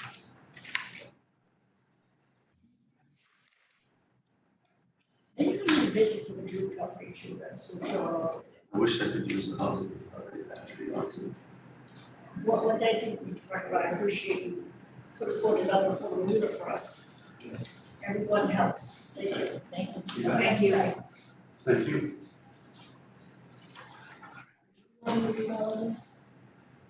You have to? Do I have to read this legal notice? We can't start till 8:30. So just to follow up on that, the local action units you can't put on the subsidized housing inventory till it's built. It has to be built and have the occupancy permit before it gets put on the subsidized housing inventory. That's how the local action units work, which is a little bit different from the 40B units. So it has to be built first. Change the bylaw. Stephen, just as an aside, there's a plan of yours behind that chair over there. Would you kindly take it with you? Absolutely. Thank you so much. Thanks for pointing that out. If you're all set with me, I'm gonna hang. Oh, sorry, Janet. No, no worries. No, I- That was really interesting. I didn't understand the monitoring agent piece. Had no idea. So, thanks for the whole education. Thank you. Talk to you later. Bye. Bye. It's not the bylaw that needs to change, it can't go on the subsidized housing people, mass housing won't put it on the inventory till it's built because it's a local action. Nothing bureaucracy. Welcome to our side of the table. So, Karen, can I Everything's ask- size there, right? So, while we have a few minutes here, and we're talking about, people who would like to speak to, I would be very interested to speak to both Mr. Gillespie and Mr. Sharon about Grace Estates, please. Could we arrange a meeting with them to see what is going on over there, or not? Mr. Sharon's in Florida. Mr. Sharon will have to come home, come to Zoom. Good luck. So you want me to have Curtis Estates come in and tell you where they are with their project? And is that all right if I try to schedule that on August 11th? Yeah. Because the next time we have a lot of stormwater and common drives. Yeah, I just think that, that's been, seems to be lingering, lingering, so to speak, over there, the Curtis Estate. All right, I will try to get them in for, August 11th. I will ask. Or could we have a meeting and then report back to the board? Whatever you want. Would that be preferable, Karen? Okay, I'll ask them to come in and tell you where they are. We do Okay. probably have, next time we have a couple common driveways, couple stormwater, another common driveway, continued zoning public hearing if necessary. And I'm supposed to be getting in a request from Bob Berwick to come in and talk to you about his electric connection. Speaking of electric connection, what's happening with the gas station? Are they still waiting for the pole or what's going on? Now, selectmen approve, I know I was there. poll petition, they have to wait till the pole gets installed. And that can take, and they don't care, National Grid would wait for it there. Bob Berwick told me the other day that electric meter sockets you can't get for a year. And I heard the gas station had to rip up and put in propane because they couldn't hook into, the gas. They were having problems with gas. I haven't, Everyone's having problems with that. everyone's having problems with gas. No, natural gas. I mean, the latest correspondence I had with Mr. Cutler today was that his bond renews on the next month, and I told him, you know, he's gonna be treated just like everybody else. If he wants a surety reduction, reduce his bond, he needs to submit, you know, an itemized list from his engineer, where we are, our peer review, we'll look at it and we'll talk about it. But that, you know, that's the procedure. I haven't heard back from him. He hopes to be, he said in his email that once he gets electricity, he hopes to be open within 2 weeks. So I don't exactly know. I mean, I don't have an as-built there yet. But I just wait and see.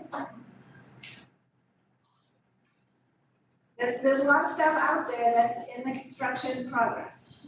Right, it's just too bad that the electric company would hold something up like that. Time is money. Time is money. I mean, electric and gas are two difficult things right now. They always have been. From what everybody's saying. I mean, you still have the telephone pole in the driveway at the residential compound development on Country Way, and that's the phone company. There's phone lines attached to that go underground, John Chester thinks, and nothing's been done. They've got the electric on the new pole, but they don't have everything else so that the old pole can be removed. Frustrating. I mean, it's, I think the developers are doing their best to try to get the stuff. But it's, they're kind of at the mercy of the electric and gas company. And they don't. Still work with gas and electric company? Can I comment on that from a developer standpoint?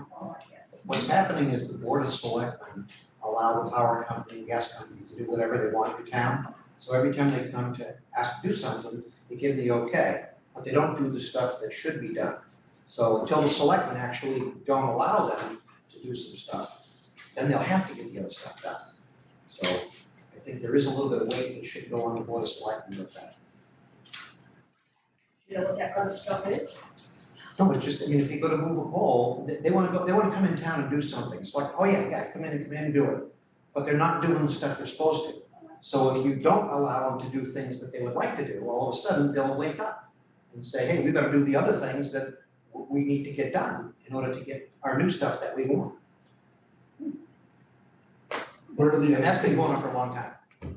What are the other things that need to get done that they need to do? Well, it's usually when they're relocating poles or doing something like that, that they'll give them the approval to go and do these things, but there's other stuff that's been sitting waiting for years. Years. To happen. Double Like a poles. move of one pole, and they won't do it, like one of these. If you deny them something and say, go move the pole you're supposed to move, that's been asked a year ago, and we'll give you this one. Yeah. They'll go move it. That's how it happens, but if you let them do only the things that they wanna do, the other stuff just falls by the wayside. Yeah. And that's the way it's been for years. Is that true with gas company too? They don't come in and do things? Gas company, not quite as bad, I don't think. It's the electric, because there's so many people on the poles. And like she was just saying, the phone company now is different than the electric company, and cable is different, so you really gotta coordinate everybody. But if you have a project, it's the first thing you have to do is start dealing with those companies. And I feel bad for the gas station, that guy's paying a huge note, and that's just stuck on him. He's paying tens of thousands of dollars and he can't open up. It's not right. It's not, but It's not right. it's our world. He hasn't come in yet to ask for a certificate of occupancy yet either, so, because he's doing it, he's waiting till he gets all the stuff that he's supposed to have, and hopefully, once he applies, it'll move very quickly. I'm sure he's probably frustrated, just like Mr. Berwick is frustrated, just like, I'm sure our country way people are frustrated with, what they learn when National Grid, tells them. Mr. Berwick's gonna tell you that he has to put a pole in front of 6 McDonald Terrace now because they can't go under the road. And that's not gonna look very pretty, so I said, well, you need to mark the drawing so that the board can see what your action, I can put it on agenda, but you have to tell us what, you have to ask the board the question, and you have to show us on a plan what you're talking about. I'm not gonna put you on an agenda until I have something that you're, because that construction is going very quickly. But, chances are he could get held up too. It's kind of unfortunate for these developments. That's why sometimes we come in and discuss whether we can do overhead electric. Because if it's on the other side of the street, you've got a simple pole on the other side. As opposed to like Bob's building is probably, I don't know, is it 15 feet from the street or 20 feet from the street?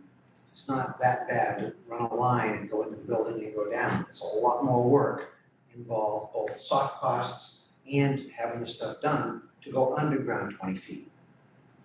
So, and that's, you guys can see that now. Obviously you're talking about it. So, and that's, again, that's why sometimes we say, hey, we like to go overhead. We know it's a problem.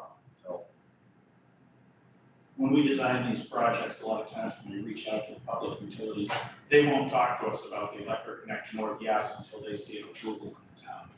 Because they don't want to waste their time on a project that might not be approved, so it's. Okay. Well, it's 8:30, is it 8:30? Yes. Okay, you want to read those? Notice is hereby given pursuant to Mass General Laws, Chapter 48, Section 5, that a public hearing will be held by the Scituate Planning Board on Thursday, July 14th, 2022 at 8:30 p.m. in the Select Board Hearing Room Town Hall, 600 Chief Justice Cushing Highway, Scituate, Massachusetts, to consider amendments to the Scituate zoning bylaw as described below. These amendments will appear as articles on warrant for the special town meeting commencing September 19th, 2022. All references below to sections refer to sections of the zoning bylaw. 1. Section 770, common driveways. Delete the existing common driveway section and replace it with a new section 20 to require all common driveways be by special permit. Change the length of the common driveway and add more design and construction criteria for common driveways. 2, section 750, design review for business, commercial, mixed use and multifamily development. Delete the existing figure 6, building setbacks, step back and street enclosure in section 750.5A and replace it with a new figure 6 to clarify building height. 3, section 750, design review for business, commercial, mixed use and multifamily development. A, delete section 750.5A, .2.c, penthouse in its entirety. Renumber existing section D, building height exceptions to C and E, ground floor elevation to D. B, eliminate section 560.6B, special dwelling unit types in its entirety, penthouses. The text of the current zoning bylaw and the complete text of the proposed amendments to the zoning bylaw are available for inspection during normal hours of business at the Scituate Town Hall offices of the Town Clerk of the Planning Board at Town Hall, 600 Chief Justice Cushing Highway, and on the Town Scituate website, Planning Board webpage under proposed bylaw changes. Anyone wishing to comment on these proposed zoning amendments should appear at the public hearing at the time and place designated above. Written comments on the zoning amendments will also be accepted by the planning board prior to the public meeting. Thank you very much.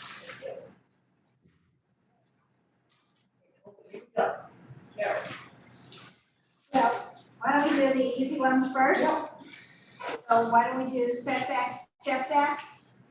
That's clarifying the diagram with a new diagram to show that the building height is not 45 feet because it's corresponding, this new figure is corresponding with the language in the zoning bylaw that clearly says the maximum height of a multifamily and mixed-use building are 40 feet. So that's all this is intended to do, is to clarify the height. Because there's been confusion about the setback and the height. You cannot have a 45-foot tall building in the town of Scituate. So why don't you take one at a time and ask for public comment on each? Sure. Have at it, we're all set for that. Ask on mine. Hi, this is a public meeting. Is there anybody here who'd like to comment on this step back? So please raise your hand and Mr. Clark will let you in. Ms. Lambert, you have no virtual hands raised. Can't believe that. How about for the board? I'm all set. Okay, good to go. Thank you. All right, the second article is penthouses. To eliminate penthouses in the VCN. Penthouses, the zoning bylaw clearly states penthouses can't be visible from the sidewalk adjacent to the property. And every proposal we've seen has, the penthouses are clearly visible. And the board has decided previously that they think penthouses aren't applicable to the town of Scituate. So they wanted to remove. Any public comment on this? In TV land? Ms. Lambert, you have no virtual hands raised. How about if there were, Yeah, just quickly, you have to. this is Steve York. Do the penthouses generally go over the 40 feet? Yeah. So, yeah, you should get rid of that. Thank you. Thank you. Thank you.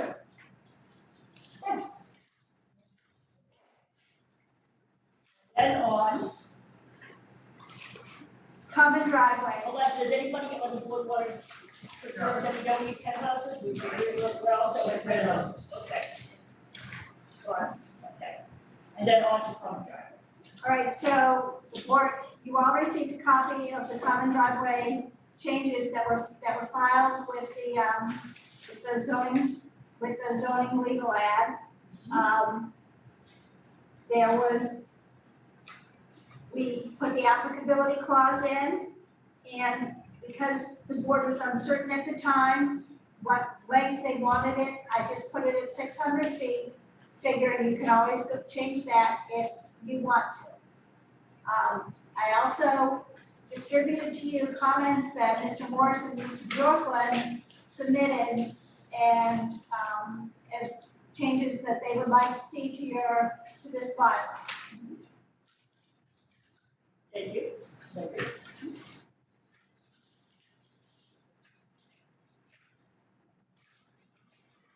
So we deal with the board before we go to the public, if that's okay?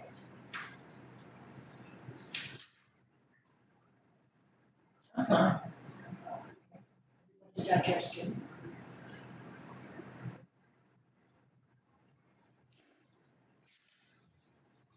Seth, is there anybody in TV land that wants to talk about this? Ms. Lambert, you have no virtual hands raised. Thank you.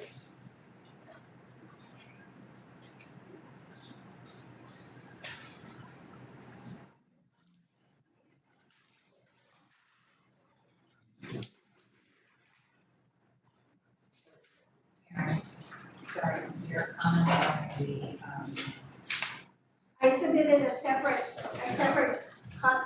thing to you, yeah, and it's the dark red though. no, yes, it was the dark red. It's the dark, that I have, I just wanted to, It was the it's dark this color, I just was trying to. It was a dark red, yes.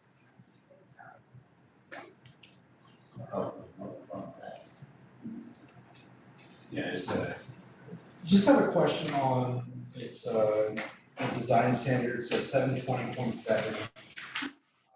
And it's letter P about the grades. Wait, can you say that? So it's on page, it's 720.7, Yeah, okay. letter P.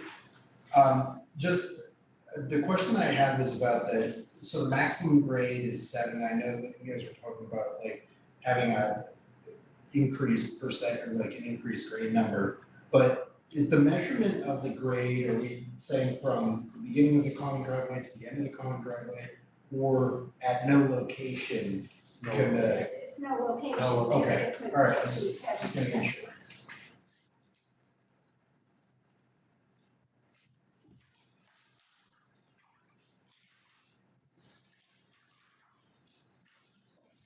Carry our placeholders for this one warrant.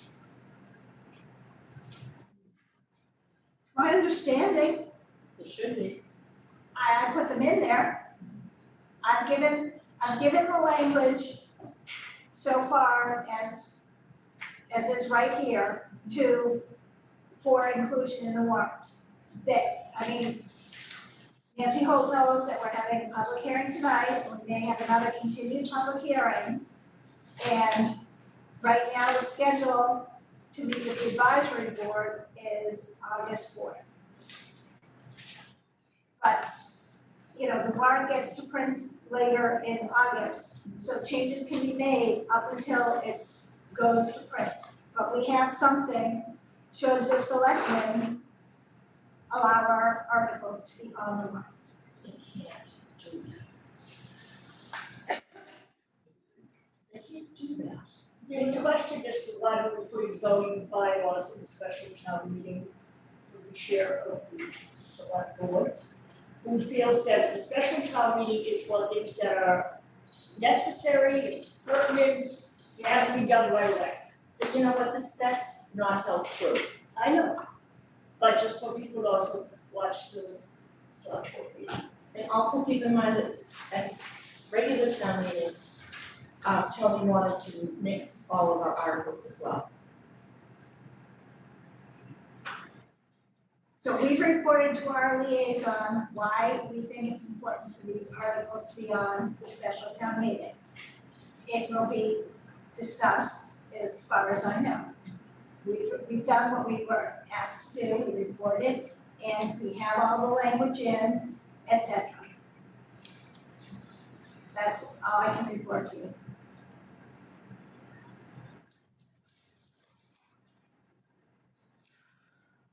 Well, I know you're dying to talk. Whenever you're ready. No, I wanna make sure the board has digested and done what they need to do, okay? Yeah, I'm sure they haven't gone through the whole thing yet, but again, I'm hoping that you might continue the public hearing anyways. Okay. Because there is a lot of stuff going on here as well, but we're hoping that, you know, we took the time to try to put this together and obviously to try and make it a usable document. I'm sure some of it you're probably not gonna agree with, some of it you may agree with. But we did, you know, as Karen said, we did put something down in writing and spend some time You doing don't it, see so. that, thank you. And I appreciate Greg's help on this. And first of all, I think the selectmen say that because for the last 40 years, everybody tries, if they try to do zoning at a special town meeting, they always say, wait, do it at the annual town meeting. And it's usually the planning board that will stand there and say, you should come back at the annual town meeting. So now it's kind of a reverse where the planning board wants to put something in a special, but normally everybody likes to see it at the regular town meeting in spring. That has So, held true for the last. I know it hasn't, but it always comes up discussion-wise for that reason. And I don't think you guys are gonna have any problem at all, because I don't think there's anyone in town yet that understands the penthouses or the setback. So those two are gonna go through like that, and the They don't selectmen have won't care. penthouses, they wanna show where they Right, work. so those two are really not an issue at all, and I don't think, neither Greg or I don't think have a problem with either of those, because that bylaw is definitely gonna need to be reworked. You know, when somebody comes in with a real project under that bylaw, you're gonna find out where all the problems are as you go through it. And it happens with all the new bylaws, that's the most difficult one I think I've ever seen. That's what we do, we correct problems as we see them. And, you know, we're trying to do it in a manner that's expeditious for everyone, so everybody knows what the bylaw really means. So and again, I have no issue with those two, I don't have a project that involves or anything like that, but fire safety is a huge thing, if they can't go over 40 feet, I don't think you should go over 40 feet, that's my feeling on it anyways. So I think it really boils down to this common driveway, and what are we really attempting to try to do with this? And I'm gonna let Greg start it and go through it, and then hopefully both of us can answer some questions, and you do all have it in front of you. And I would just say, try to give a gist of what it was we were attempting. Could you come up so that people can see you and can hear you? And see, You want to sit at the table? please, Microphones. It is hard to hear in this room. it's very hard to hear.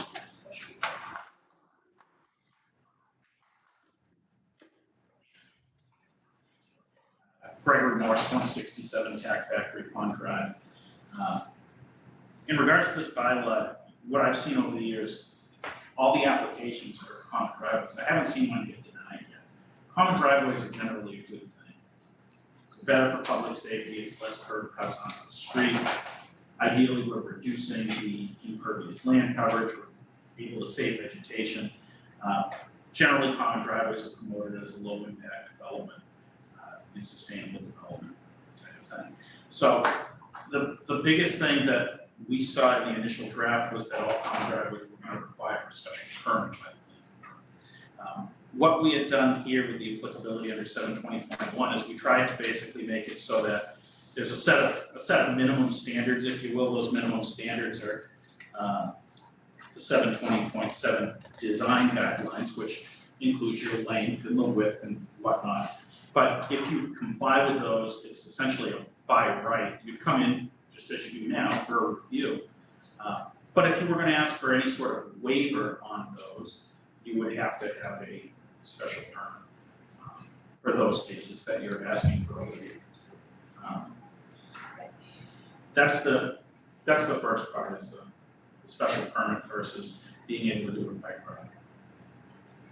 Can you just go back to what you said? I'm sorry. You were saying if you did, you went through what, and it wasn't a special permit, it was right, and then you were asking for a waiver, if you were asking for anything different. Sure. So The way that the bylaw has been proposed to be revised initially here by the planning board, all common driveways require a special permit, is what is currently proposed in your language.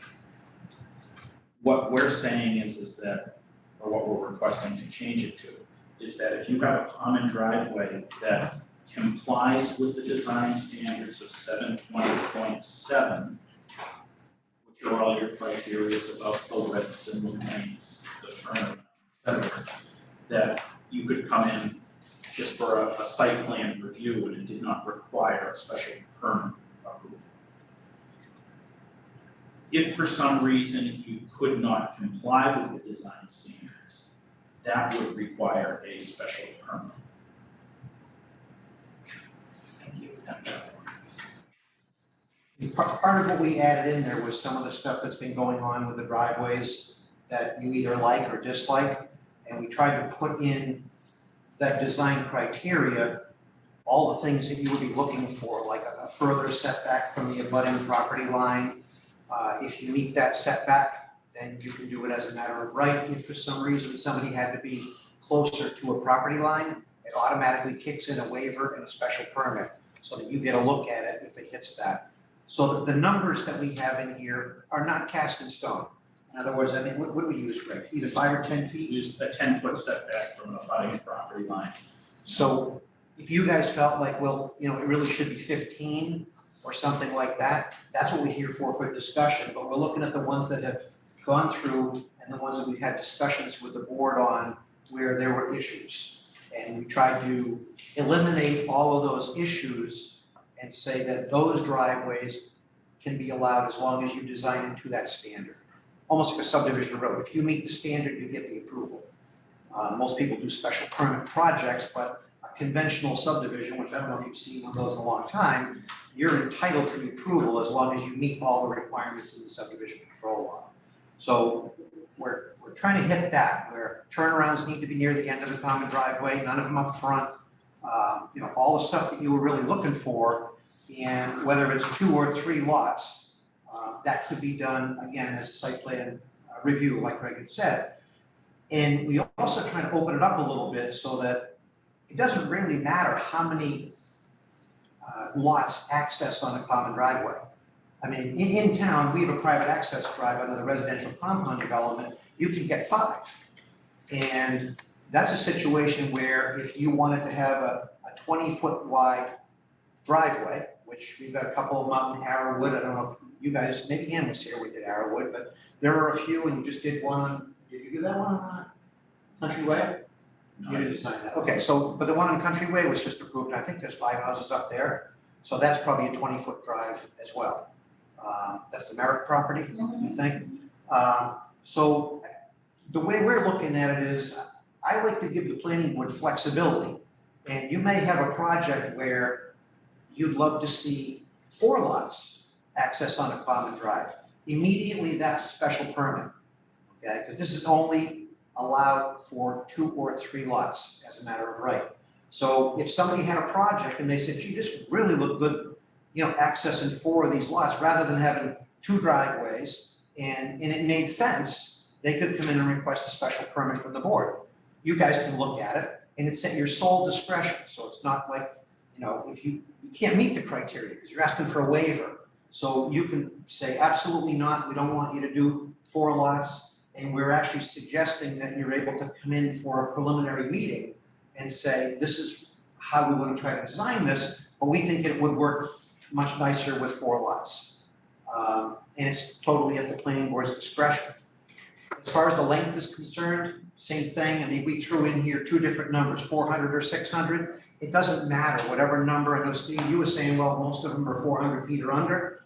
We don't have a problem if you wanted to say, if you're under 400 feet, you can do it as a matter of right. You could put 300 feet, you could do it as a matter of right. We're just trying to make the simple ones a simple process for somebody to go through if it's a 2 or a 3 lot, rather than a special permit. And you guys can add more criteria in 720, you know, if you wanted to say, well, if you're gonna get it as a matter of right, we want X, Y, and Z, not just all of these here. And we don't have a problem with that. I mean, that we'd like to see some back and forth with it. I'm almost hoping that the board, if you're at all entertaining any of this, that it potentially, and Karen, I hate to say this, because I know you're working your butt off on this, I would love to see this go to a spring town meeting, if it's something that we can actually try and really work on to come out with a common driveway bylaw that we probably won't have to change again, because it'll work for your side and it'll work for the developer side or the homeowner side as well.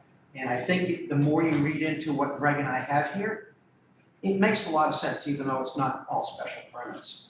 You know, if we were seeing them get denied, if they met the criteria, that'd be a different story. But we try to incorporate everything you guys want. And generally, if we do that, we get the special permit, but what we're saying is we should be able to get those as a matter of right with the site plan review, meeting whatever criteria you want to have on. And that's what we try to put together here. Again, I don't know if you've all had a chance to really go through some of these.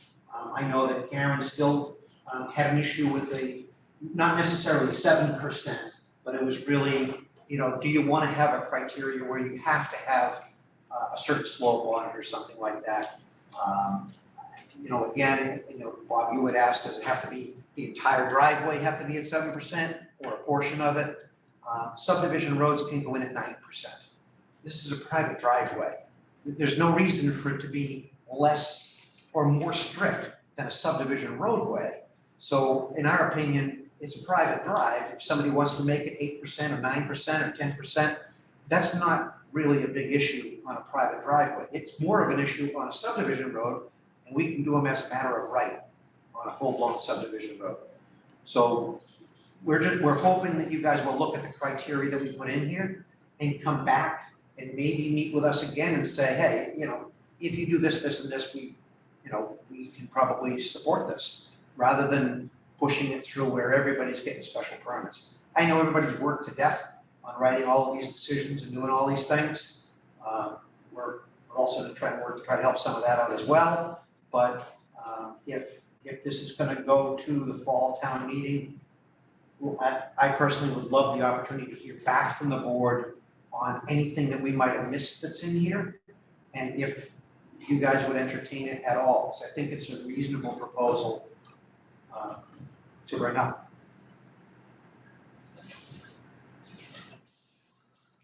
And it'll take a while to look at all of it compared to the driveways that you guys have approved and see if we caught everything that you would have wanted on those driveways.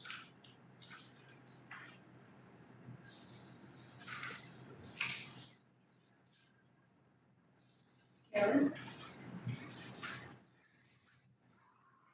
I think it's up to the board. I think there should be a limit on the number of lots. Most towns that we did, Patty and I did research, most towns limit it to 3 lots. Most towns in the state require a special permit for common driveways. I mean, I would like to get it right. You know, the length of the grades, that's up to the board. Just because the engineer says it complies doesn't necessarily mean that the board thinks it complies. So I think that's an issue we've been seeing on some of these common driveways. Just because they say it complies doesn't necessarily mean that it really does comply. That's why we need the site plan review though. I understand that, but some of the applications for site plan review have been putting comply, and I'm not necessarily sure that's the case. I think specifically with regards to drainage, you know, I think that the board has to look at that. And if it means that the board really needs more time to look at it, then I do agree that you should put this off. If you don't think that you can come up with something for the town meeting. I mean, I do want to say something that when I was in the office the other day, Karen has pointed out to me that those sheets have to be filled out completely. We should not be guessing how much, if it's 1,000% increase, we put down 1,000%. If it's 5,000% increase, put down 5,000%. stormwater is part of a common driveway. Right. Stormwater is part of a common driveway. I think that the board will, you know, I don't think we should be accepting applications anymore where the stormwater isn't part of the common driveway. What we're getting sometimes is the common driveway permit and then the stormwater permit. And you're left kind of holding the bag, trying to say, you know, does it comply? Does it drain to adjoining properties? It was a guess.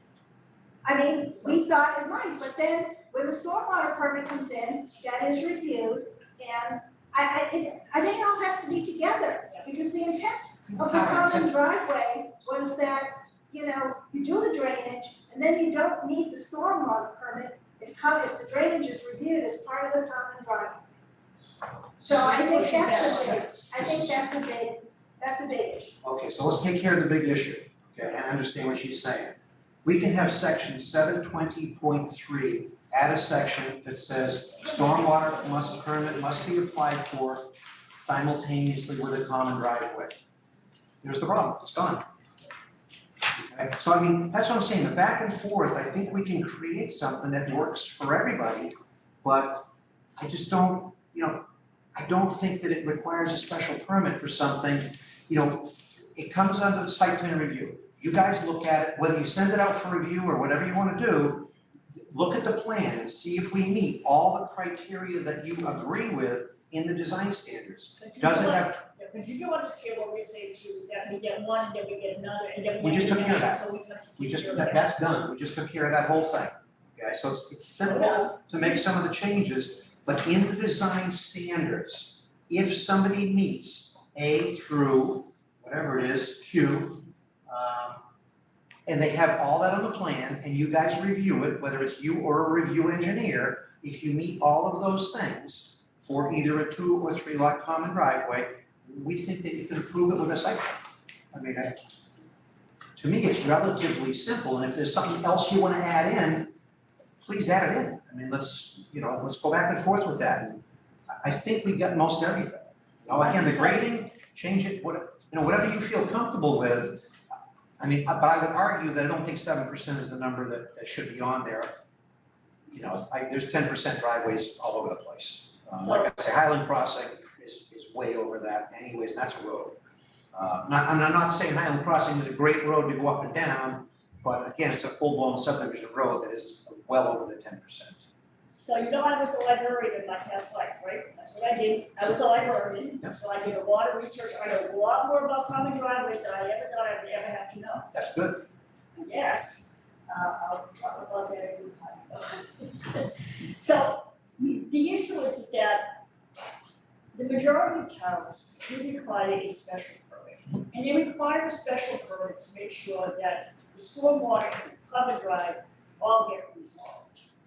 The other issue that I am concerned about is that I would like to see a limit on the amount of lots. Now, you know where I live, and what am I concerned about? I'm concerned about people borrowing off Clap Road all the way up to the other side of 3A, right? And you can see that not gonna happen, but hypothetically, and that's why I moved here, to live in the woods. I wanted to be out there in the road. So, to ask for a special permit, I understand what you're saying about design review standards. We need some engineers to chime in here as well. But I think that this is probably something that's not ready for town meeting this time around. I think that if anybody agrees that maybe this is something that we really need to sink our teeth into. Because it is so, it takes up so much of our time. Absolutely takes time. I mean, we don't mind it the way it is right now. If they just leave it the way it is right now and will continue to work with us for something in the spring, to me, I think that makes sense. But, and I know you're a researcher. I've seen that for as long as I've known you, you're a researcher. So I would only have one question. So I know you've gone to all of these other towns. How many of them have denied special permits for common driveways? You'd be surprised, I called them in Lexington a lot, because they're historic areas. It was interesting, Shellfish got rid of theirs, which I find really interesting, so that they didn't do that. I was not looking for that information, but I can go back and find that for you. Because chances are, a lot of them, like Cohasset, you don't need a special permit. You meet their design criteria, you can build the driveway. It's almost like a mini subdivision approval, but without a full-blown subdivision road. You look at Whitehair, I mean, that's a perfect example. Well, those are all old, Cohasset has a lot of older common driveways, where this is really for newer construction driveways that are gonna go in under this, under these standards. And Cohasset's loaded with all these little paths that go out into the woods and all that, but they're new ones, they allow up to 8. And they tried to change that at town meeting, it got shot down at town meeting, and the planning board is now trying to do it through their own regulations, but it's a zoning bylaws they can't. I wish to point out that other I mean, Situate's a unique town. Yeah. You know, Norwell limits it to 3. Many other towns limit it to 3. And that's great, I like to be a unique town, so we're on the cutting edge, we can do what you guys wanna do. I mean, you're in control of Scituate, that's basically what's happening, so that's why we're asking you to look at it and see what you think works. I mean, I don't know how many are over 400 feet. Not many. Two by my count. Okay, and all I'm saying is if you go over whatever that number is, you can make it 300. Make it 300 as a matter of right. And then if we have to come in with one that's 350, it's a special permit. And you come in and do it that way. We're just looking to make the simple one simple, that's all. If they're built this way, that's it. If we can do it simple and all of your design criteria is in there, I think we can achieve that. And then I think maybe some other towns might follow Scituate if Situate's leading the charge on this. Maybe they'll look at it and say, hey, that's not a bad bylaw. And we can allow these and take some of the burden off of all these special permits and all that stuff and just do site plan reviews. So let me take a straw poll right now. I guess what we want to know is, do we want to go forward now, or do we want to hold on to this and try to chew out our Question. Sure. So you guys have been here longer than I have, obviously. How many common driveways, as you're saying, are simple? Well, that was the point I was gonna bring up. I'm not so sure that all the common driveways are simple. They have been There's a difference of opinion what is simple and what is not simple, put it that way. So that's a question that has to be discussed. I think what Mr. Bjorklund thinks is simple is not necessarily always simple. If I could respond. The sort of the history here is that if we only have 2 that are 400 feet or longer, all of the common driveways that we approved so far has been through site plan review. No, you have a lot of them that are by special permit. So. I Well, have to go if they were beyond the 2 lots, right? So if it's 2 lots with less than 500 feet, it's a site plan review. With adjoining legal frontage. Yes. I know, and we caught it, and I appreciate the fact that it was caught, and we're correcting that. But you're right, Steve.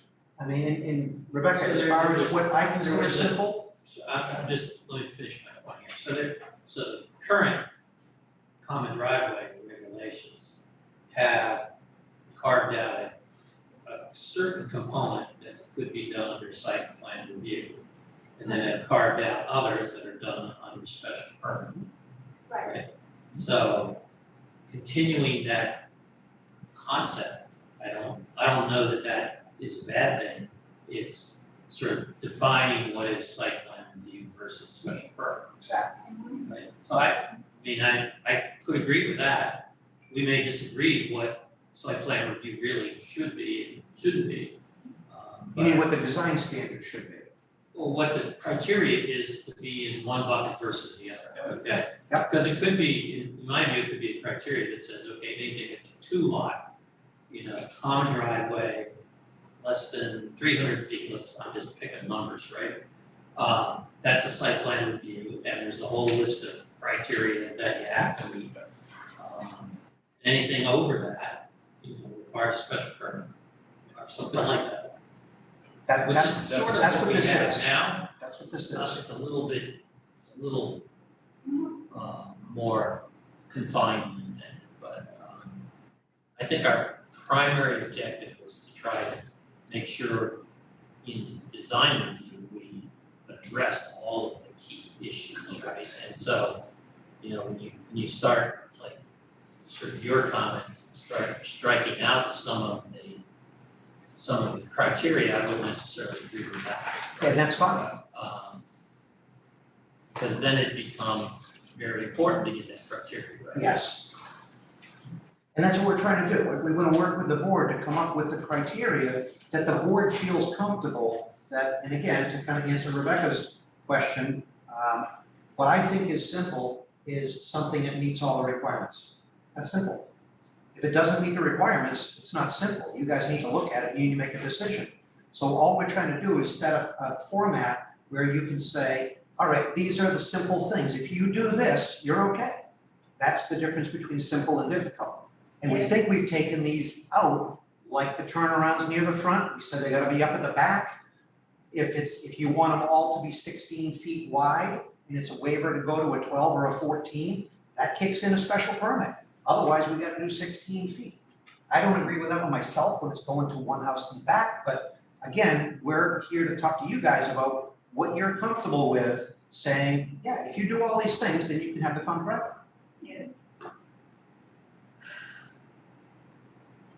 I think that we probably, and I know how much work we put into this local view, put this off until the spring, but I also have to say that this has come about, this questioning about the common driveway, because it seems of late, over the last couple of years or so, we've had some very difficult times with common driveways.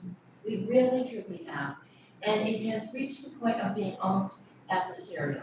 That's what I don't want. And I don't know, and it shouldn't be that way, to the point that one went to CBA and got 2 feet, a strip of land 2 feet wide, so that he could put in 3 driveways. That is ludicrous. But the thing is, they couldn't seem to get their act together to make it right for a common driveway.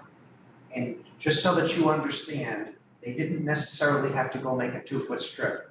All they had to do was, under the way the bylaw is written right now, all they had to do was go to the ZBA and get a 50-foot lot approved in April, and then go to the next meeting and get the second one approved. The bylaw says they have to be approved at the same time. So if you didn't do that, and I recommended that to them, I said, just don't change the plan, just only go ask for one, and then ask for the other, and you're still gonna get what you want.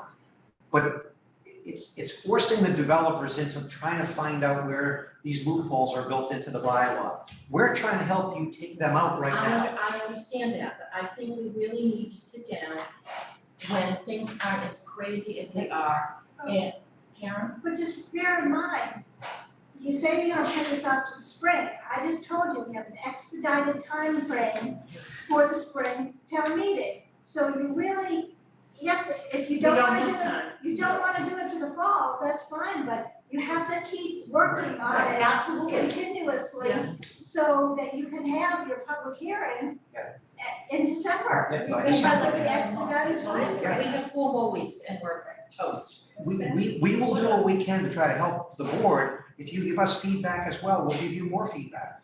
Well, to Karen's point, really, there's not that much work in this, honestly. I don't think I think we probably all are losing steam at this point in the night. But like if we started this off fresh at 6:30, we'd probably get through it. I think it's really philosophically special permit, yes or no. We all make our decisions on that. And then the other thing is just nitpicking through the design standards. And it sounds like there's probably a little bit of homework that we all might want to do to actually reflect on what our opinions are, so it's not just shooting in the dark there. But I don't think that that's, it's just special permit, you know, we have to decide that. And then if no, you know, unless it's a waiver, then we go through and hash out each one of these design standards. Maybe some get deleted, maybe some get added, I don't know, and then there might be the outlying things like we brought up earlier with like Steve recommended, there's a provision here that actually says stormwater and common ground will go together or whatever, but I don't, like, I think we could do it in like, it's doable, we just need time in a meeting when we're fresh to go through it and maybe like, it's a little more homework, would be good, I guess. I don't know. I think it's good for everybody if we do it that way. let's hear from Rebecca and Steve, I mean, what, I'll do whatever you want, I mean, if that's not. Well, I think that I would agree with that, and it just takes a little focus to do It it. takes a little focus, yeah. And I think we should build a framework around that first and decide what that's going to be. And it feels like the bylaw has already developed somewhat of a framework, and I'm just suggesting sort of adjust that a little bit. That there are two components to it that can be in site plan review, it can be a special permit. And we just decide what the trigger points are for that, okay? And then once we do that, then I agree with Ben, I think it's kind of going through the design standards and saying, have we hit everything we want to hit? Are the changes that are being proposed, first of all, why are those changes being proposed? Because I don't necessarily know changes you propose, right? But there may be changes we also do this as well. Yeah. This is just for discussion, that's why we gave it. No, I get that, yeah, that's what I'm saying, is, I think that's right, we're sort of running out of gas here. Yeah, that's it. Can you give me some idea? I mean, how does the board feel about 2 or 3 lots or more than that? How do you feel about that? Do you wanna keep it at the 2 or 3, or do you wanna allow more? So I think that would be like a design criteria point where if you either set on like, so for a site plan review, common driveway, we set it at 2 or we set it at 3. If you wanted to do more, that would be special permit. That's a waiver. I think setting those minimum or like the ideal design criteria are the way to go. So my original question was, do you want to do this now, or do you want to put it on this spring? That was my original. Most of the legwork, I think most of the hard stuff is done now, it's kind of just ping pong back and forth for the design. So I guess somebody in straw poll is, should we put this on till the spring, if this is not binding? Raise your hand, I don't know. I'm fine with the spring, but you guys can, Ben, you seem a little more gun-ho. Well, I also don't know what's coming down the pipe then for the next several meetings, and if we can't really put in the time, then I don't think we should do it for fall, before all this rushing through it. Well, we have 3 common driveways next year. Right. Well, that'll give a lot more of a reason to look at it and say, all right, we like these driveways, we don't like these, and what is it that we do or don't like about them? And then we can incorporate that right afterwards right into this, with whatever it is that comes down the pike. I think this will work out good. Not really.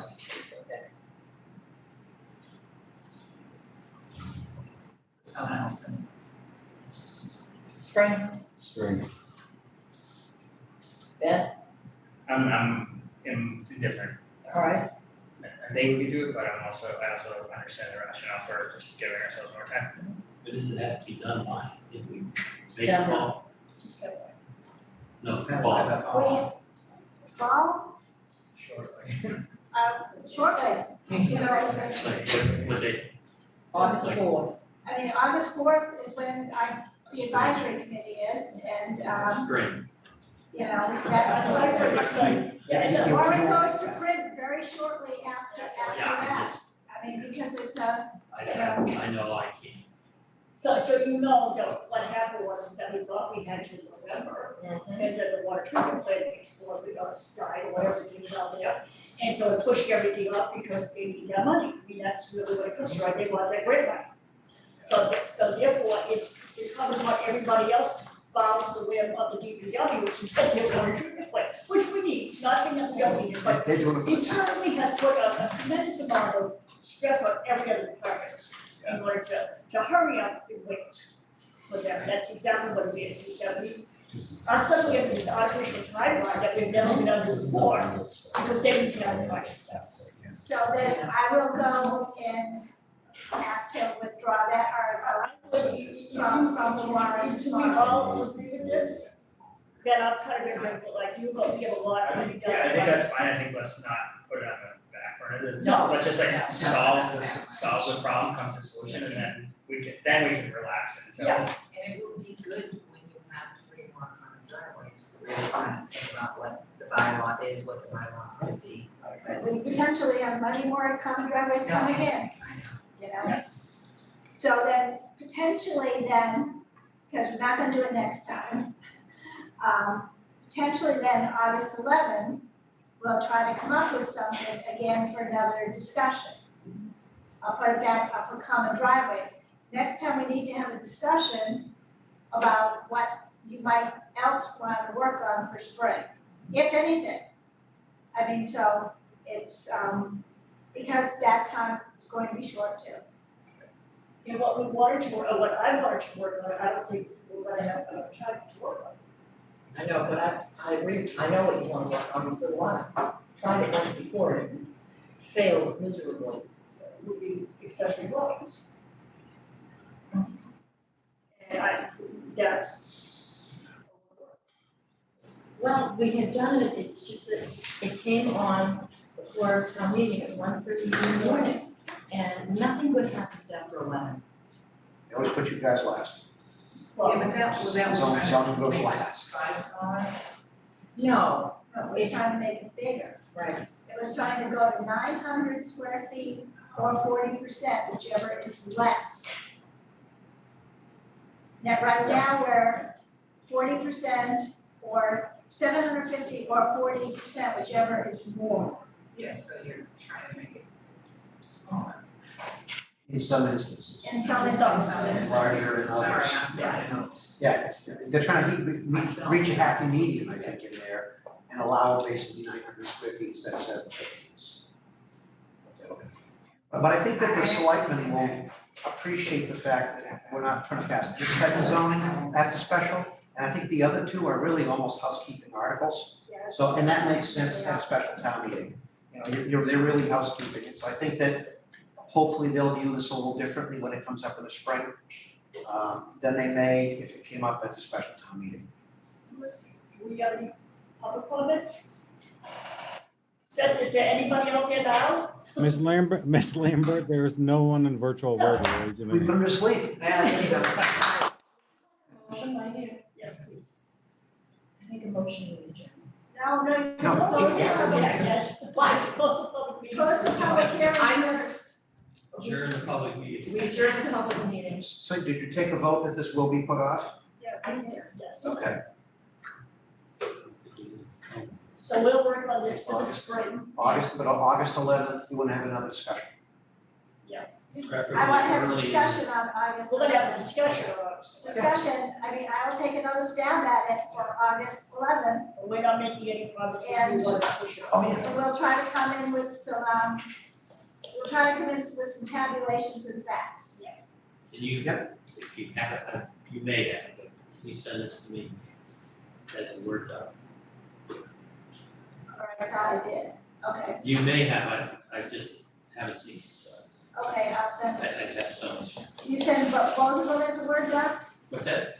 So, The one, more no, than just the one that, they has their comments. Okay, I And just one want for the 23rd. I'll make a motion to close the public hearing. Second. Second. All in favor? All right. I move we adjourn. Second. All in favor? I